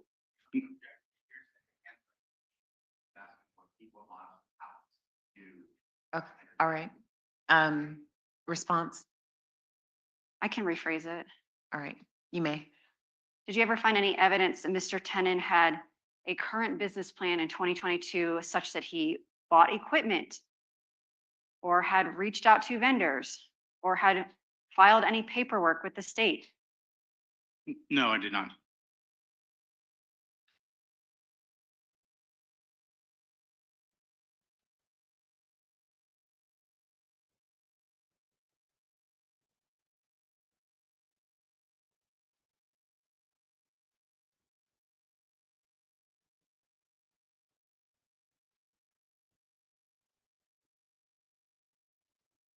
Mr. Dreiser asked you whether you had any evidence that John Biggerstaff ever possessed a 10mm firearm. You said no physical evidence. Did you have other evidence in the forms of statements on recorded wires, witness statements that led you to keep investigating Mr. Biggerstaff? Yes. Did Mr. Biggerstaff have a gun cabinet still at his home when members of your team went to interview him? Yes. Did you speak to a witness, Mr. Fred Barton, in regards to Mr. Biggerstaff's activity with his firearms? Well, a member of my team did, yes. Did you receive information from the ATF regarding a police report filed by Mr. Biggerstaff's son, Juan Biggerstaff, regarding the serial number of the 10mm firearm? Yes.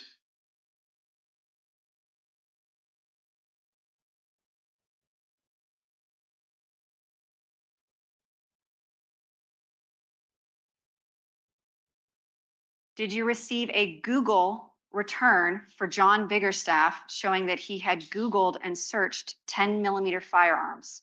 Yes, And was that on January 25th, 2022?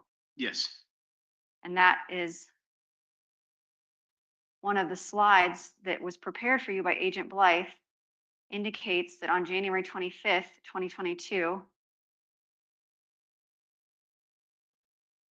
that Mr. Fernandez was in the vicinity of Mr. Biggerstaff's residence. that's correct.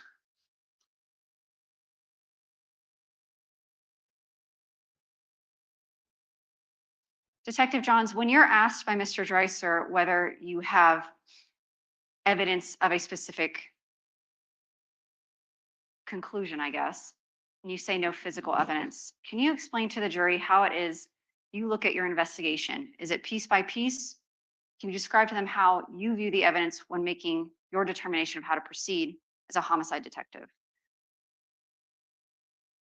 There's certain things that are a one-off or a conclusion, but a favorite cop term is a totality of the circumstances.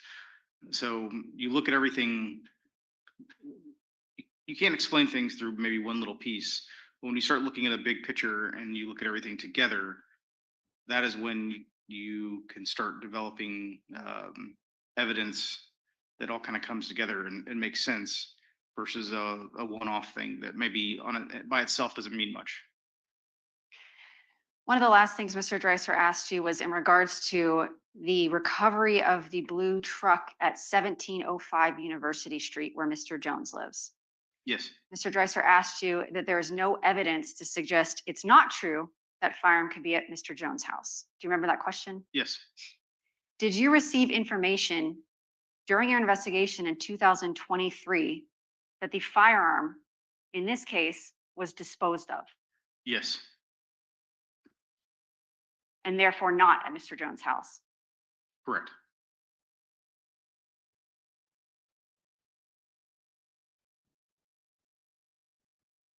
No further questions. All right. Mr. Dreiser? Let's go in reverse order. Juan Biggerstaff, John Biggerstaff's son, is going to well, he's a listed witness, you know that. Yes, sir. And I don't think I heard you. When the state asked you where this gun was disposed of, it was Texas? No. She didn't say that. She just asked if it was disposed of. Were you talking about when Juan Biggerstaff, she asked you, wrote down the serial number of the 10mm firearm in Texas? Is that what you're referring to? Yes, You don't know who disposed of the firearm, correct? You don't have the firearm. I do not have the firearm. What she did ask you about was a serial number of a firearm that matched the description which Juan Biggerstaff, John Biggerstaff's son, reported stolen in Texas, correct? Yes, Mario Fernandez had nothing to do with that, correct? as far as I know, no, He didn't file the police report, right? no, He wasn't located in Texas, right? no. And then you learned that Juan Biggerstaff said he made a mistake and he wrote down the wrong serial number, right? Yes, Okay. The gun cabinet, that was evidence that you just suggested to the jury could be not physical evidence that John Biggerstaff had a firearm, because when they went to his house, he still had a gun cabinet. Do you recall testifying to that a moment ago?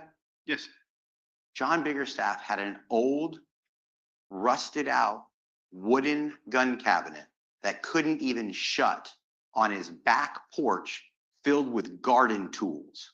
That's what you found at John Biggerstaff's house, correct? correct. But the state, you didn't offer any of that information. It was just that an old gun cabinet. And Mr. Biggerstaff couldn't own scratch that last question. Mr. Biggerstaff couldn't own firearms, correct? He was not legally allowed to have a firearm. And that the state of disrepair of the gun cabinet that they just asked you about was consistent with a gun cabinet that hadn't seen a firearm in about 8 years, right? I have no way of telling that. But it wouldn't surprise you if a gun hadn't been in there in 8 years, right? I can't say. People don't keep guns on their back porch, do they? Unlocked? Generally, no. Yeah, generally no, right? And did you find a gun in the cabinet or did you find garden tools? There was garden tools in the locker. Okay, so now let's talk about the license plate reader that the state asked you about. You're right. It didn't have a picture of Henry Tenon in the car, right? No, it did not. You just used that information to determine that Henry Tenon likely could be in the car. And then you used the Google information to determine that we do believe it was Henry Tenon, right? Yes, You're not going to look at this jury and say it's not Henry Tenon, right? You believe Henry Tenon was in that vehicle. yes, You just don't have a picture of him. correct. But what license plate readers also provide is additional information that a vehicle was in the area, correct? Yes, And in the area is an area of Nocatee where there were lots of businesses, correct? I'm honestly not familiar with that exact area. You know, that's what the gymnastics area was, right? I know that Nocatee generally has lots of businesses. Yeah, thank you. And you knew the time that the blue truck was there, correct? Yes, So that gives you an investigatory lead that you could then go and determine if there was any surveillance that could put Henry Tenon or Mario Fernandez in that blue truck, correct? I don't understand your question, sorry. You could take the location of the vehicle and the time of the vehicle. Looking at State's Exhibit 210 that they just put into evidence. And you could say, we know he's in this area at this time. Let's go see if there's any surveillance that we can now put Mr. Fernandez in that vehicle by other businesses with that information, correct? There were no indications that he stopped and patronized a business in the area. So you just didn't do it. You didn't ask any That's not what I single, said.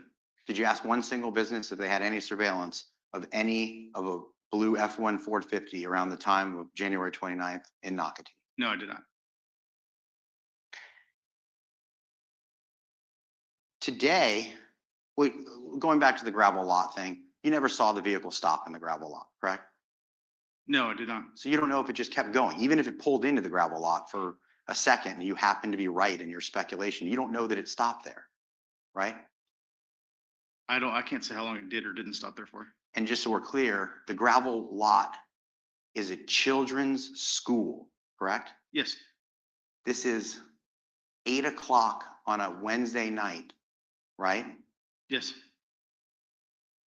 A random pickup truck sitting right in front of a children's school stopped for 2 hours is the length of time that that truck would have been, that vehicle would have been there.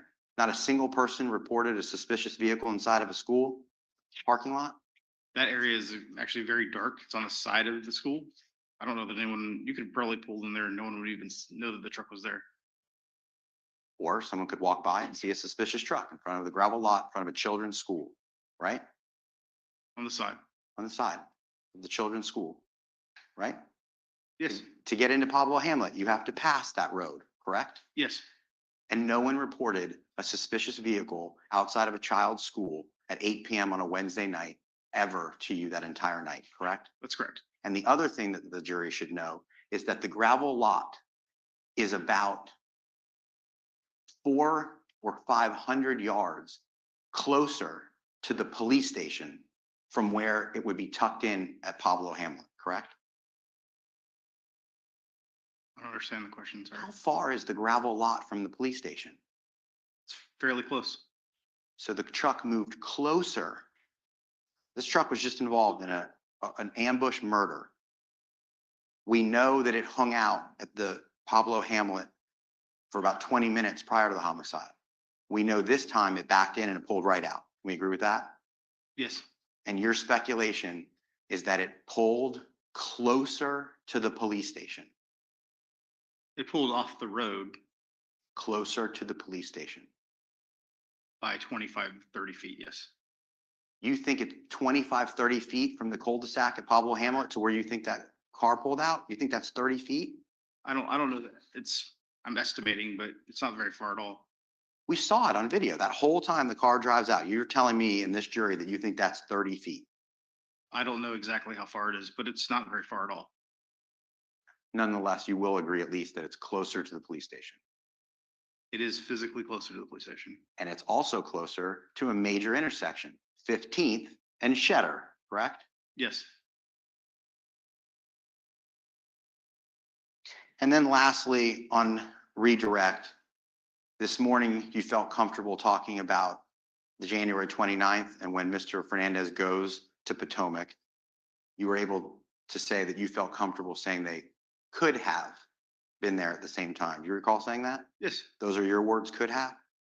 yes. Because you can't say that they were there at the same time, right? Their devices were, two devices that belonged to those people were there at generally the same time. Yeah, that's what I'm trying to get at. Let's break it down. Let's start with what we can agree on. When Mr. Tenon comes back after this dry run, you can say that for a period of time, the device of Henry Tenon was at Potomac when the device of Mr. Fernandez was at Potomac. You testified to that, right? Can you show me the slide again? Sure. Ms. Day, can you pull up January 29th slides? And let's go backwards. Let's start with the return. Do you mind if I use the restroom while you do that? Sure. Okay. Members of the jury will take 5 minutes and we'll return back. Leave your notepads on your chair.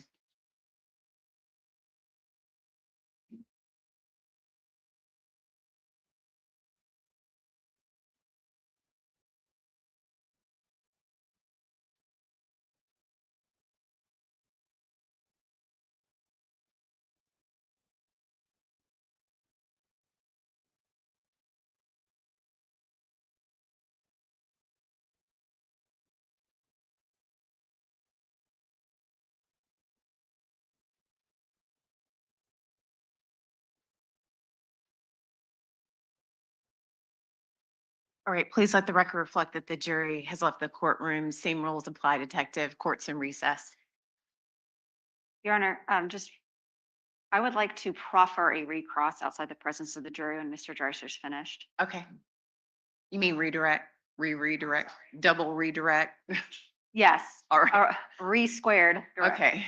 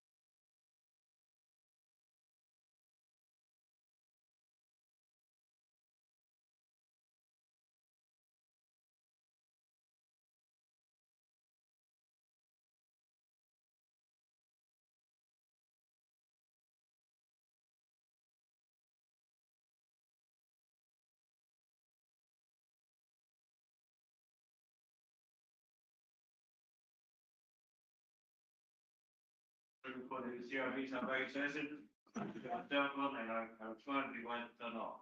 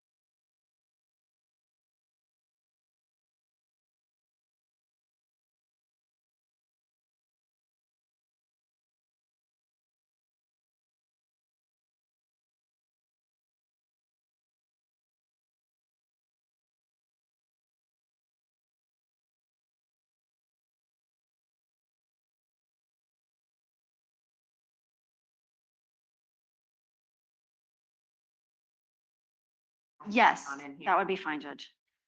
I let Mr. Dreiser know I have two questions or redirect, but Okay. one that I want to proffer. Okay, And that is you may because, have more. Like, well, no, it would just be this one question, but I wanted to let court and counsel know, based on Mr. Dreiser's questioning of the firearm could be at Mr. Jones' house, you don't know, you've never recovered the firearm, it could be there.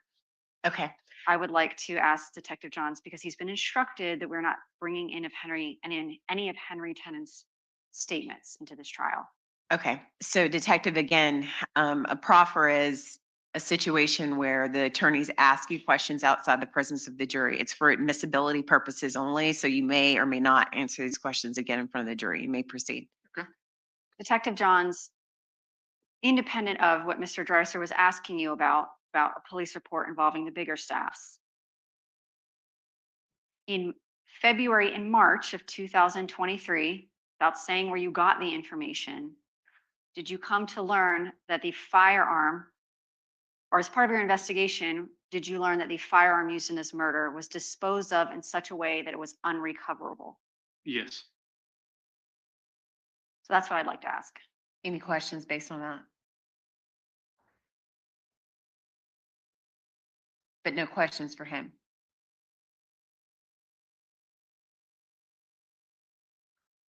I'm asking questions. I know, from your argument. I'm thinking.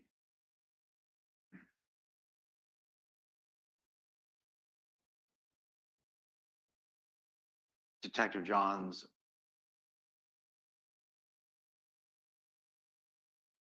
The information that the state's talking about is what you learned from Henry Tenon?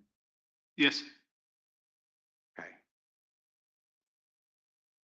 That would be inconsistent with anything that you testified regarding the firearm being stolen in Texas, correct? Both things can't be true. It can't be disposed of in February, March of 2022, and then stolen in Texas, correct? I can only testify to what I was told, and I'm only testifying to what Juan Biggerstaff reported. Right? And what you were told is it was disposed of in such a way it was unrecoverable, correct? Correct. So then it couldn't be in Texas with Juan Biggerstaff, correct? That's an inference. You weren't told that the gun went to Texas. That's correct. You weren't told that the gun went to Juan Biggerstaff. That's correct. You weren't told that the gun went to John Biggerstaff. Correct. What you were told by a person who's no longer cooperating, who the defense has never gotten a chance to speak to, is that the gun was put into a junker's truck, correct? A scrap metal truck. A scrap metal truck. Yes. You just told me that you don't make inferences, correct? I said you were making one. So you wouldn't feel comfortable making the inference that it would never be recoverable.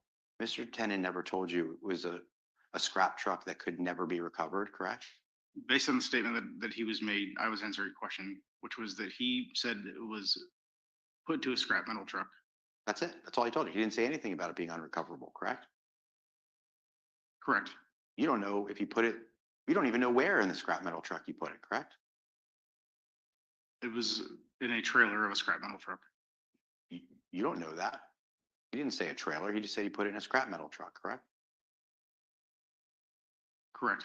You don't know if it was in the front seat, correct? That's correct. You have no idea what happened to that firearm, correct? That's correct. And you have no idea that if that gun went to a scrap yard and it was being unloaded, that someone wouldn't have said, hey, there's a perfectly good 10 mm firearm that's only a few years old. That's unusual to be in a scrap metal truck. You don't have any idea what happened to this firearm, right? Correct. So for the state to ask you that it's unrecoverable, all the questions I just asked you would tell you that you have no idea whether it was unrecoverable because you don't know, right? I only know what Mr. Tennant testified to. And the only thing you know is that he said he put it in a scrap metal truck. That's correct. I don't have any more questions. Okay, let me see you all at sidebar.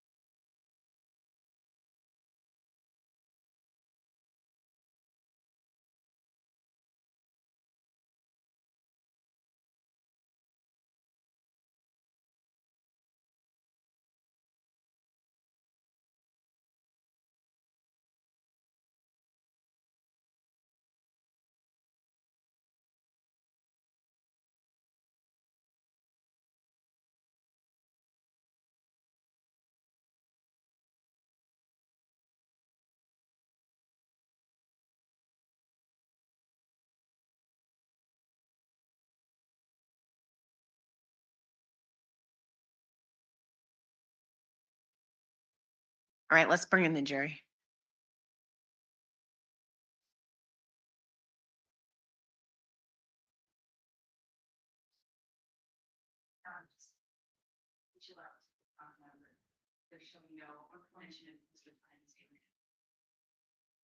So no, those questions are going to be asked by ruling of the court.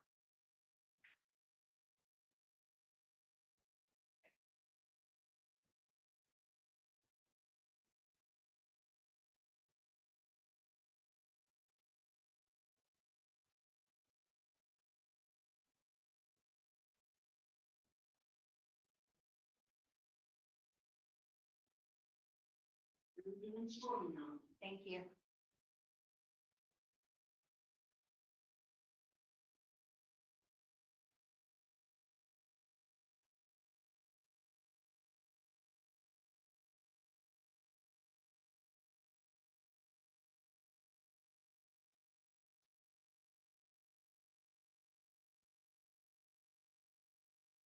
All right, welcome back. Everyone may be seated.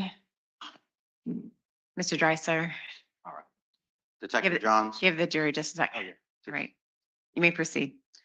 Detective Johns, lots of questions back and forth. I want to slow down and make sure we get some timelines correct, okay? The state asked you on the redirect if Mario ever gave you any information, Mr. Fernandez, excuse me, gave you any information at his interview about a Ford F-150 truck. Do you recall those questions? Yes. And of course, he didn't do that, did he? No. When was Mr. Fernandez's interview with you? It was March 1st, 2022, correct? Correct. You didn't release the Ford F-150 to the media until March 9th of 2022, correct? Correct. So Mr. Fernandez, had he told you anything about a Ford F-150 truck, he would have been making a serious admission to you that he had knowledge about the crime, correct?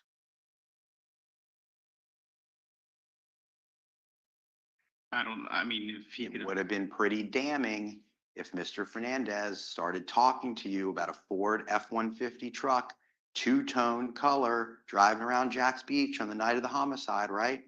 he was also interviewed at a later date after the release. But that's not what they asked you. They asked you if in that interview he told you anything about a blue Ford F-150 truck, and he didn't. You did not. And you hadn't released it yet. Correct. And then you told the jury in response to other questions that the state asked you about him saying he got out of the car and that they asked whether that had been released to the media, correct? Correct. But Detective Burrell and Detective Lamont went to Mr. Fernandez's home on the night of his homicide around midnight. You know that, right? Yes. And they gave a death notification, correct? Yes. And in a death notification, people ask what happened, right? I don't know anything one way or the other about their conversation. Because you weren't there That's correct. and you don't know what they said, right? That's correct. And it wasn't a big secret that he was shot and killed. Miss Bridegan testified yesterday that they told her that he was shot and killed that night. That's correct. Okay, and he was found outside of his car. Yes. So that's not a big secret, right? No. And in Jack's Beach, the other question the government asked you is, did they record Mr. Fernandez and Miss Gardner when they were getting their death notification? And your answer was no, right? Correct. That's because in Jack's Beach, you don't utilize body cameras. Right? No, we do not. So there would have been no way to record it if they weren't wearing body cameras, correct? We do utilize handheld recorders at times. At times, but it wasn't recorded because you don't wear body cameras, right? That would be a better question for Detective Burrell or Detective Lamont. Just like knowing what in fact they told Mr. Fernandez, you weren't there for that. That's correct. But you were there when Ms. Bridegan learned that Jared Bridegan was shot and killed, correct? Yes, And you do know that Ms. Bridegan went to the Fernandez residence the next day, correct? that's correct. And you have no idea what they talked about, correct? Correct. So this is not some foreign concept that Mr. Fernandez, 2 weeks after the homicide, may have known that Jared Bridegan was killed outside of his car because he got out and that he was shot and killed, right? Correct. I left off asking you about some slides. And I said I was going to go in reverse order, but nope, she has it pulled up. This is the slide of January 29th that the state asked you about, right? Yes. And you said he could have been there at the same time, right? They could have been in the same space. Could have. Yes, But what I'm trying to ask you is, they also could not have, because the location data isn't accurate enough to put them at the same spot at that time, right? I can only attest to what is on the slide. I'll let Agent Blythe answer your technical question. Okay, let's see what's on the slide. Henry Tenon's in black in geolocation, correct? He's the red dot. Mm-hmm. It's the red dot. Right, and it's showing at what time, 2:06. Yes, Let's back down below. At 2 o'clock, he appears to be in the area of Potomac, correct? that's correct. And at 2:06, he's even farther away from Potomac, correct? Correct. And then look all the way to the right under the call out box. At 2:10, he's even farther away than from Potomac, right? That's correct. So with your limited ability to testify, Mr. Tenon is leaving Potomac, right? Yes, His device is. yes, But I'm going to agree with you that we all believe it was Mr. Henry Tenon in that truck that went on that dry run, right? yes, There's two different technologies going on. We're using geolocation for Mr. Tenon, and we're using cell timing advance records for Mario Fernandez, correct? correct. That's why you can't necessarily tell exactly where Mr. Fernandez is, because he's moving between cell towers using timing advance records, right? Correct. So up top at 2 o'clock, all right, at the same time, you see where we said Henry Tenon was at Potomac at 2 o'clock? Yes, You see where Mario Fernandez is at 2 o'clock? He's inside that top band, right? yes, but there is potential for them to overlap. I'm And that was what was questioned. I'm asked getting- to me. I'm getting there. At 2 o'clock, they're not in the same spot. There's no data for both of them at exactly 2 o'clock or between 2 o'clock and 2:02. Right. So the point is, they could have been at Potomac at the same time, or they could not have. They may have been two ships passing in the night. You can't say one way or the other. I'll let Agent Blythe answer that question. Well, I'm going to ask you to answer that question. You felt comfortable doing it for the state. You said could have. So you're also agreeing that they may not have, correct? Based upon the time lapse, it is possible, yes. That there are two ships passing in the night. Yes, And then we'll see what Agent Blythe says, right? yes. May I have one moment? Yes.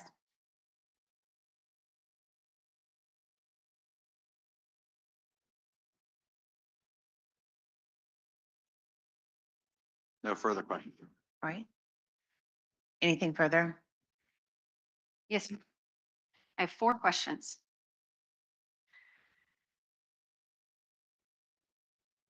Sure.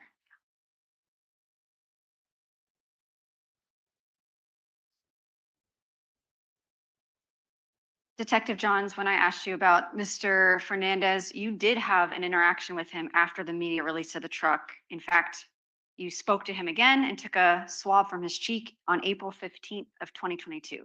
Yes, Did he mention at all a blue two-tone truck? no, did not.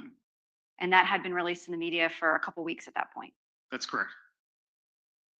And we went through the slide earlier. I know Mr. Dreiser was asking you about January 29th, but February 15th, the jury can go back and look, and Agent Blythe will testify. There's at least 20 to 25 minutes where Mr. Fernandez and Mr. Tenon are together at Potomac the day before the homicide. That's correct. The surveillance in Nocatee he asked about. You all identified Henry Tenon as a suspect in this case in July of 2022. That's correct. When did you receive those LPR reports? I don't remember the specific date. Was it after that? Yes, And that was because you had no reason to look for Henry Tenon's license plate because you hadn't identified him or his vehicle up to that point. that's correct.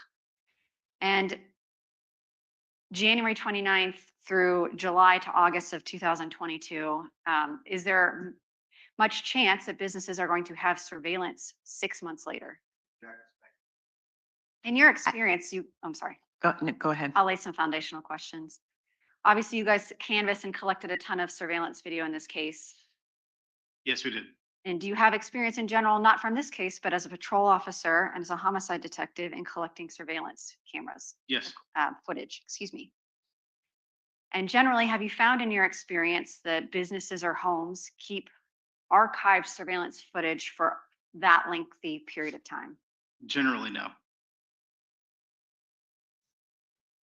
Mr. Dreiser asked you a bunch of questions about the car turning at Pablo Hamlet to the gravel lot that would make it closer to the police station at Jacksonville Beach. Do you remember that question? Yes, What else would turning into that gravel lot make that truck closer towards?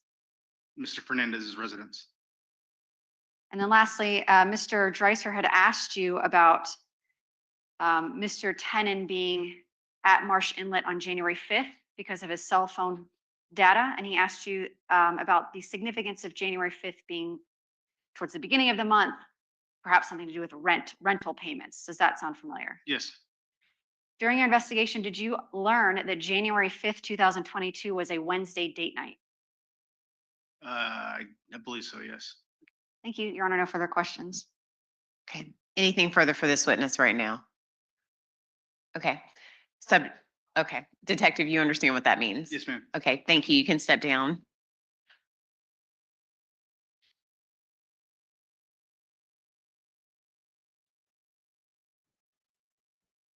Also, detective, before you go, the rules that I put into place about testimony at this point, you're now off the witness stand, so you can speak to the attorneys. Thank you. All right, however, the rule is still in vogue. All right, thank you. Call your next witness. The state calls Agent McStingle, Kenneth McStingle.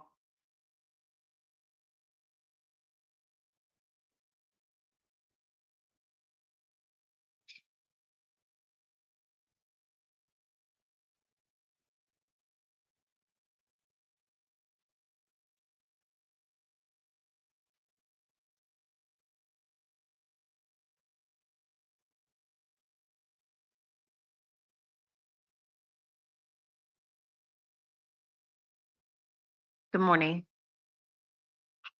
Will you please raise your right hand to be sworn in? Sir, do you solemnly swear or affirm the testimony you're about to give will be the truth, the whole truth, and nothing but the truth? So help you God. All right, this way, agent. Watch your step, okay? There's a slight incline. You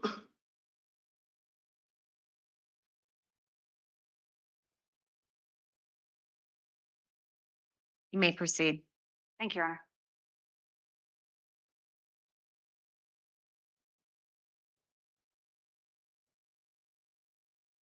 Good afternoon. Good afternoon. Could you please introduce yourself to our jurors? Hello, my name is Mick Stingle. I'm a special agent with the Bureau of Alcohol, Tobacco, Firearms, and Explosives. And while we speak, does that go by the acronym ATF? Excuse me. Yes, ma'am. ATF.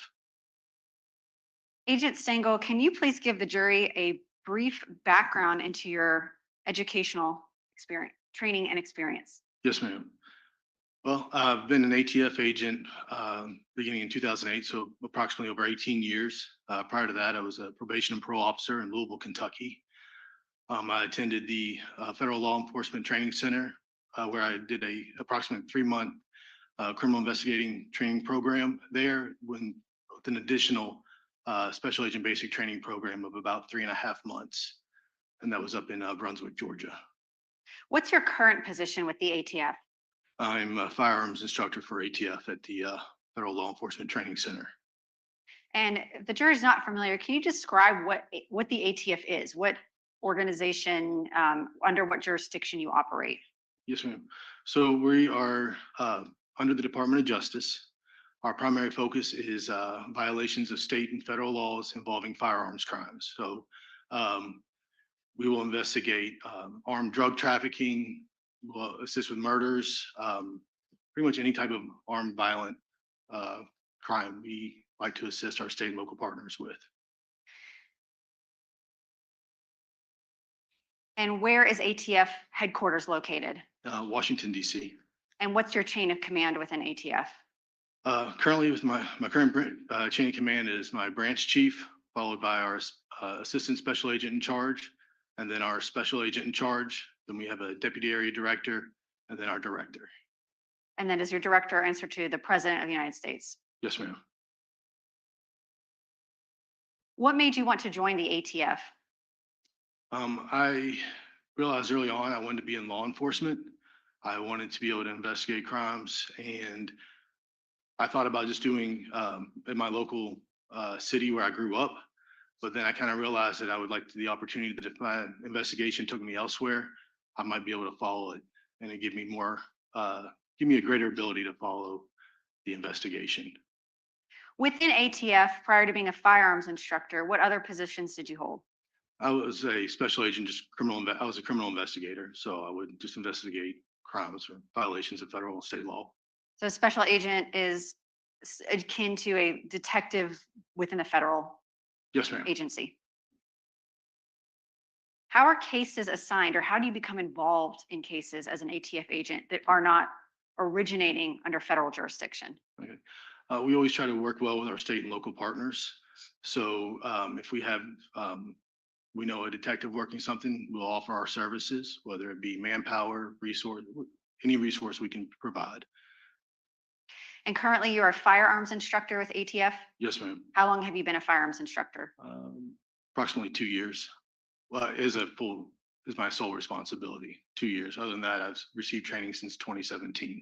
In instruction. Yes, ma'am. And do you instruct other ATF agents and trainees on firearms? Yes, ma'am. And where's your current assignment? Brunswick, Georgia. I want to talk about your involvement in the homicide investigation of Jared Bridegan. Yes, ma'am. At the time, in February 2022 through, I will say, February or March of 2023 with the arrest of Mr. Fernandez, where were you located? Where were you, I want to say stationed, but where were you assigned? Yes, ma'am. I believe I transferred down to Jacksonville. I believe it was in April of 22. Prior to that, I was in Louisville, Kentucky. When you transferred to the local ATF office here in Jacksonville, when did you first become involved with this homicide investigation? I believe that was in August of 22. Was Henry Tenon already in custody on unrelated driving on suspended license charges when you got involved? Yes, ma'am. And what was some of your initial involvement in this case as an ATF agent? Initially, we just met with the detectives from Jax Beach and just kind of got read in or updated on what had all had taken place in the case so far. And then from there, we just started going out. We would assist with interviews, and started out with just a lot of interviews.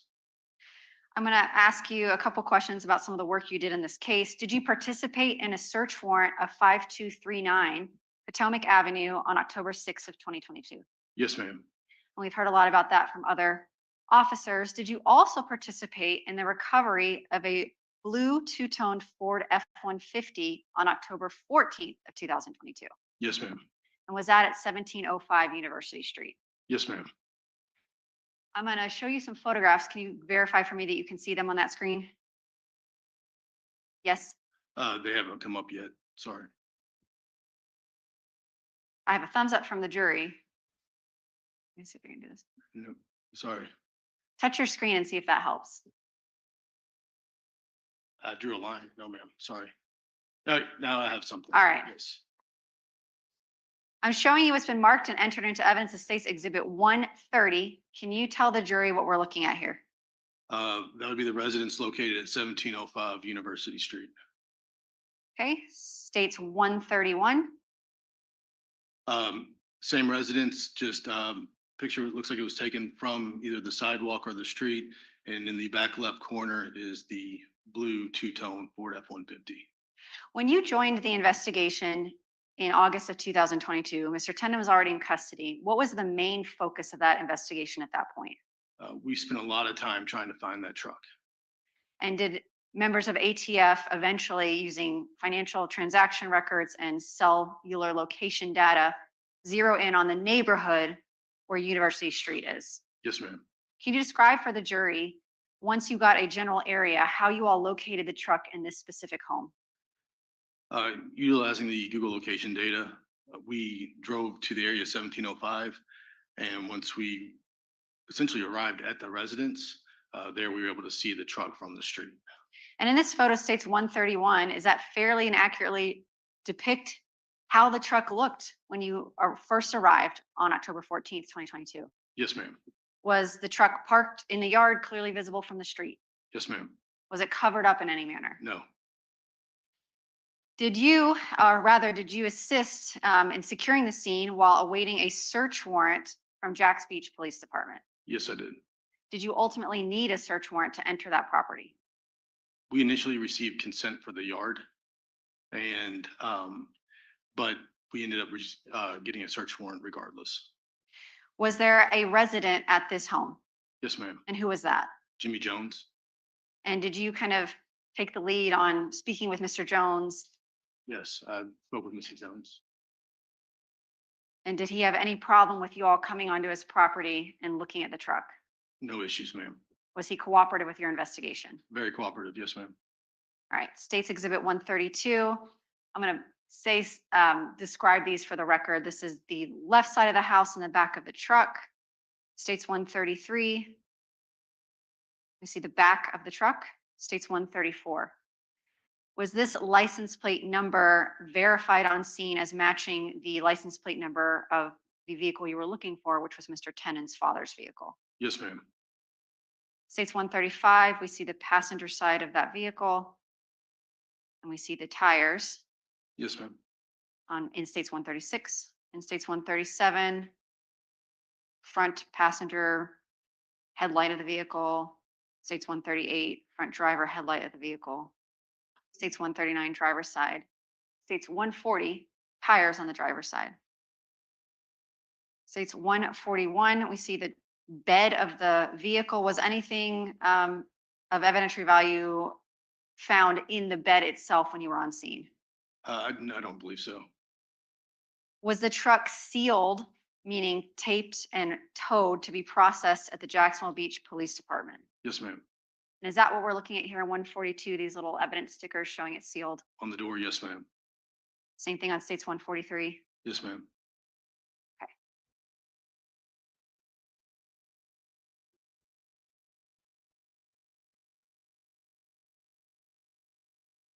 When you were at Mr. Jones' home, did you search the interior of his home? No, ma'am. Did he seem cooperative and open to you coming into his home and looking around? Yes, ma'am, he did. And did you take him up on his offer and go inside and search? When I was talking with Mr. Jones, I was building rapport with him. I did not know the status of where we were with the search warrant, and I want to make sure we maintain consent with him. At one point, I offered to carry in some items for him. And at that point in time, I don't want to get into hearsay, ma'am. That's fine, I won't. But there was the ability for you to go in there and search if you had so chosen. A statement was made, yes, ma'am. And you did not feel the need to do that. At that point in time, no, ma'am. And can you explain to the jury why? I'd been there speaking with Mr. Jones for approximately 12 minutes at that point of total time. He was very agreeable. He was accommodating. The truck was wide open, visible from the street. I felt like he was being open and honest with us.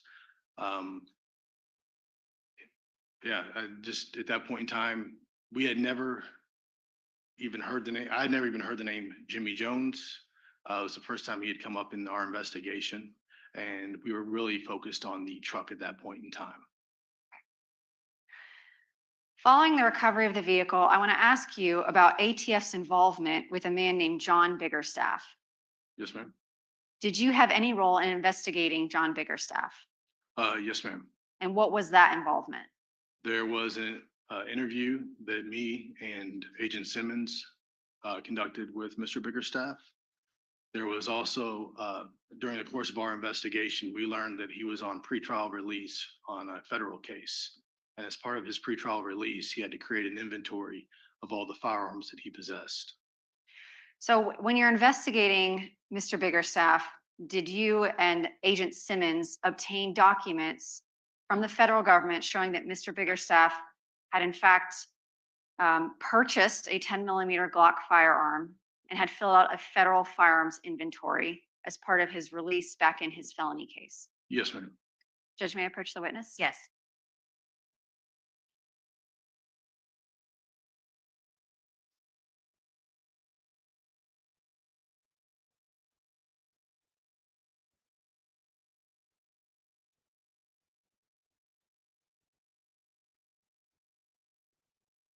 Agent Stingle, I'm going to show you it's been marked and entered into evidence as State's Exhibit 191. Yes, ma'am.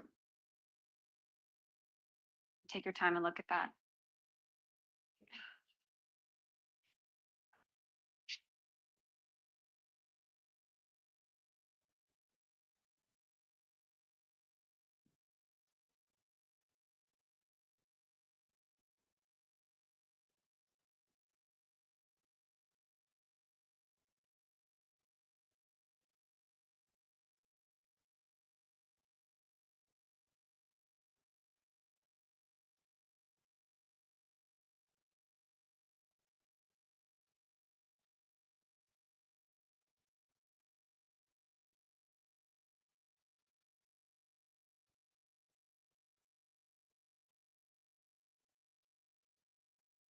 So,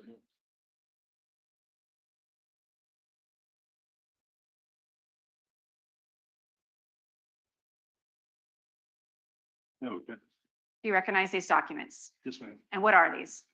These are certified copies of 4473s. It's an ATF form that you complete when you are purchasing a firearm from a federal firearms licensee or a gun store.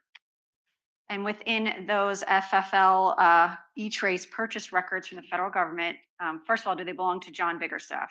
The 4473s were completed by John Biggerstaff, and they detailed the purchase of a Glock 10mm pistol on June 8th of 2016. Thank you. And then I'm also showing you State's Exhibit 190. Do you recognize this? Yes, ma'am. And what do you recognize that to be? A copy of the inventory created by John and Juan Biggerstaff, detailing the firearms that he had as part of his supervised release, not pretrial release, supervised release. And is this the federal firearms affidavit that you received as a federal agent during the course of this investigation, or a copy of it at least? A copy of it was received by Agent Simmons. And as a federal agent with ATF and former probation and parole officer, can you explain to the jury how a firearms affidavit works in the federal system? Do the federal agents come to your house and actually seize all your firearms from you? No, that was something that was created by Mr. Biggerstaff. And he has to file it to show he no longer has possession, but those guns can go to anyone who is not otherwise prohibited from having them. Yes, ma'am.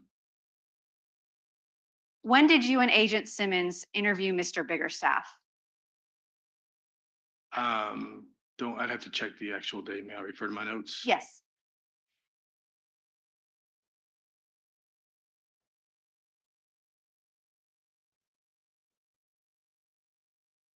November 18th of 2022, And where did you and Agent Simmons speak to Mr. Biggerstaff at? in his residence.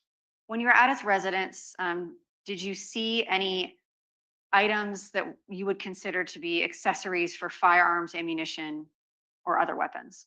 There was, he maintained a gun safe, or better described as a gun cabinet, And where was it located? on his back porch. Can you describe for the jury what it looked like? Again, it was more of a gun cabinet. I'd say a thinner metal. Usually a gun safe would have reinforced walls, maybe some fire retardant in it. This was just a cheap thin metal, about approximate, maybe a little over a foot in width, maybe 5 feet tall at best. And was it consistent with, in your experience with ATF as a firearms instructor, something someone would store firearms in? Yes, you could put guns in it. More than one? Yes, ma'am. At the time you saw it, were there any firearms inside of it? No, ma'am. What was inside of it? I believe it was gardening tools.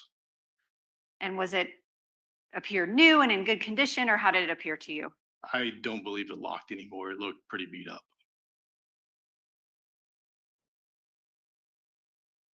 So you interviewed Mr. Biggerstaff at his home in November of 2022.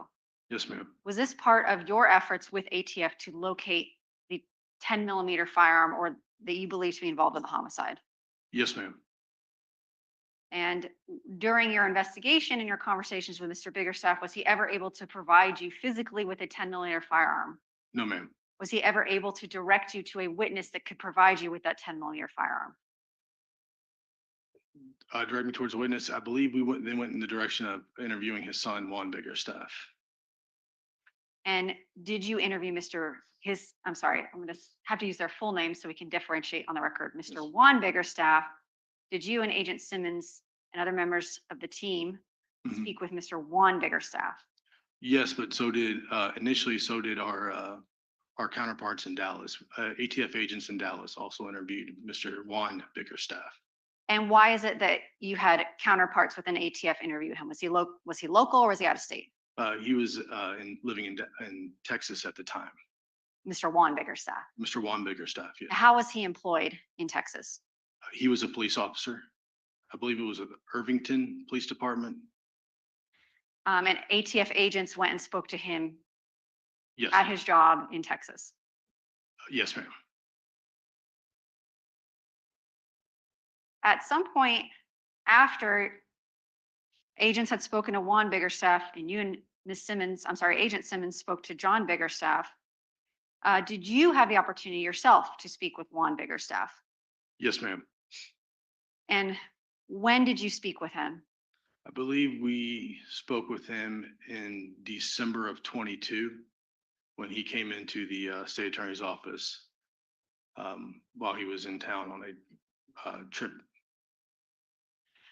At that point, had you had any success in locating the whereabouts of the 10mm firearm that Mr. John Biggerstaff had once owned? No, we have not. And you had agents speak to his son, Juan Biggerstaff. Yes, ma'am. Did you speak to a man named Fred Barton? Yes, ma'am. And still no information about where his 10mm firearm was located? Yes, ma'am. Correct. When Juan Biggerstaff came to speak with you at the state attorney's office at the Crime Gun Intelligence Center, did you all ask him to wear a wire on his father, John Biggerstaff? Yes, ma'am. And can you explain to the jury what it means to wear a wire? We gave him a recording device, which we actually gave him, I believe, 2 recording devices, one that was audio and one that recorded audio and video. We provided those to him, and then he went to his father's residence. Was he willing to wear it? I would describe him as apprehensive, but willing.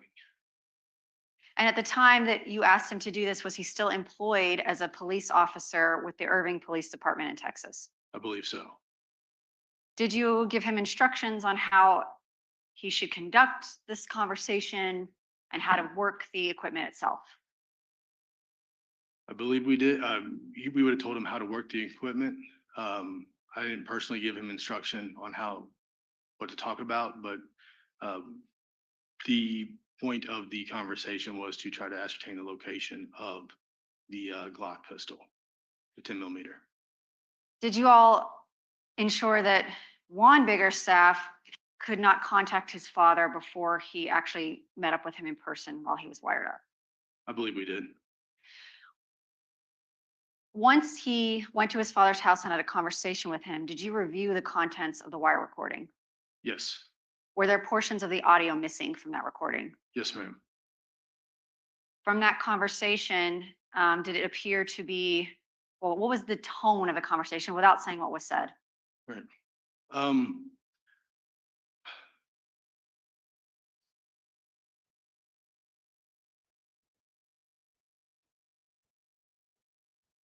I don't believe Mr. Juan Biggerstaff was completely Grounds.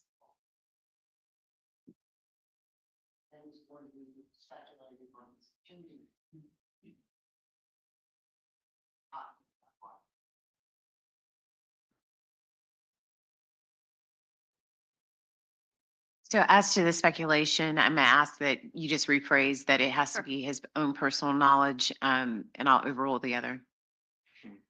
And you're on the right track. I know you mentioned hearsay earlier. Without saying what they talked about, Right. based on your training and experience as a special agent, what did you perceive the tone and tenor of that conversation to be? Did it appear to be flowing naturally? Did it appear, It did not appear to be flowing naturally.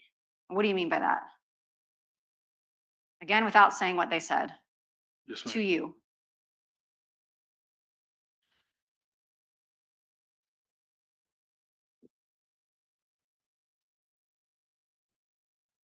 trying to recall exactly.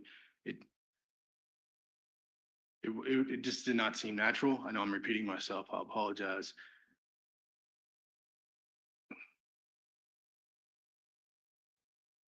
It felt it. Let's see. The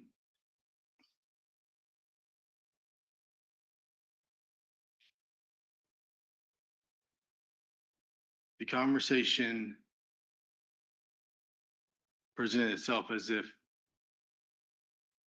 there was that he was wearing a wire, that there was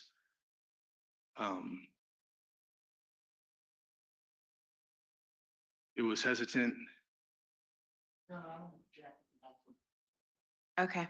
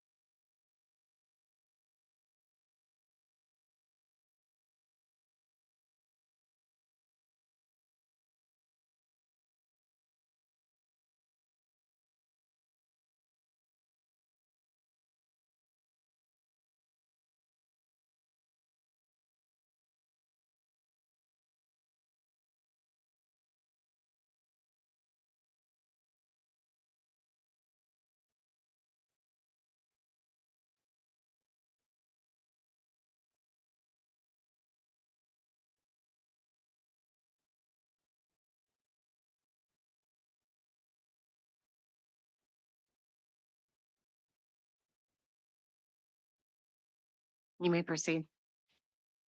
Okay. Thank you. Agent Stengel, Yes, ma'am. your perception of reviewing that tape was it did not appear I'm going to natural. object, asked and answered. Okay. Sustained. From that conversation, did you all obtain any investigative leads that helped you locate and physically recover that 10mm firearm? No, ma'am. In June of 2023, were you alerted by the same ATF agents who spoke to Juan Biggerstaff back in 2022 as to a police report that Juan Biggerstaff had filed in Dallas, Texas? Yes, ma'am. And did you obtain a copy of that police report in that investigation and relay that to your fellow teammates on this homicide investigation? Yes, I believe Agent Simmons received the report of the report you're referring to. Yes. Okay. Yes, sorry about that. Could Your Honor, do you need him to repeat? Miss, okay, I have no further questions, Your Honor. all right, thank you. Mr. Hill? Yes, Your Honor, may we approach just for scheduling purposes? Yeah. God.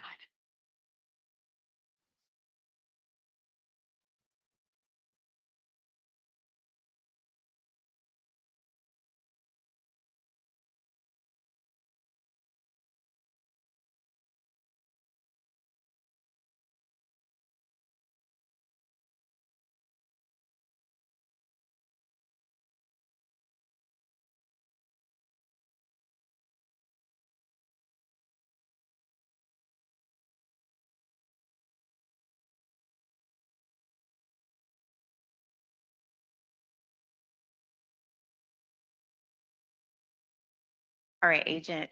Yes, ma'am. The state has another question, okay? Okay. Agent Stengel, in your 18 years of experience with the ATF and as a firearms instructor, have you come across many 10mm firearms in the other investigations you've done as a special agent? No, ma'am, this is the first. And would you say that in your training and experience with the ATF and as a firearms instructor, that a 10mm firearm is relatively unusual? It is unusual. Yes, ma'am. Okay, thank you. Now I am done. Thank you, Your Honor. All right. Agent, we're going to come back after the lunch period to take up your cross-examination. Yes, ma'am.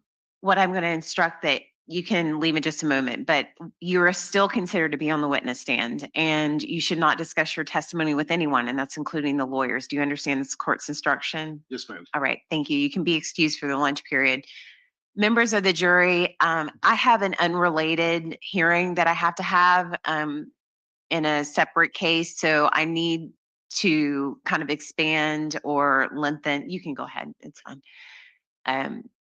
Lengthen your break. So I'm gonna do an hour and a half, but if it kind of infringes on the staff's ability to have a break, it may be just a little bit longer, but know that it's not the parties that sit before you right now that is the delay. It's this court's schedule with the other case, okay? But I will try to be as on time as I can. It is 12 o'clock now. We will come back in session on this case at 1:30 or as close as I can get to it, okay? Leave your notepads on your chair. Enjoy your lunch.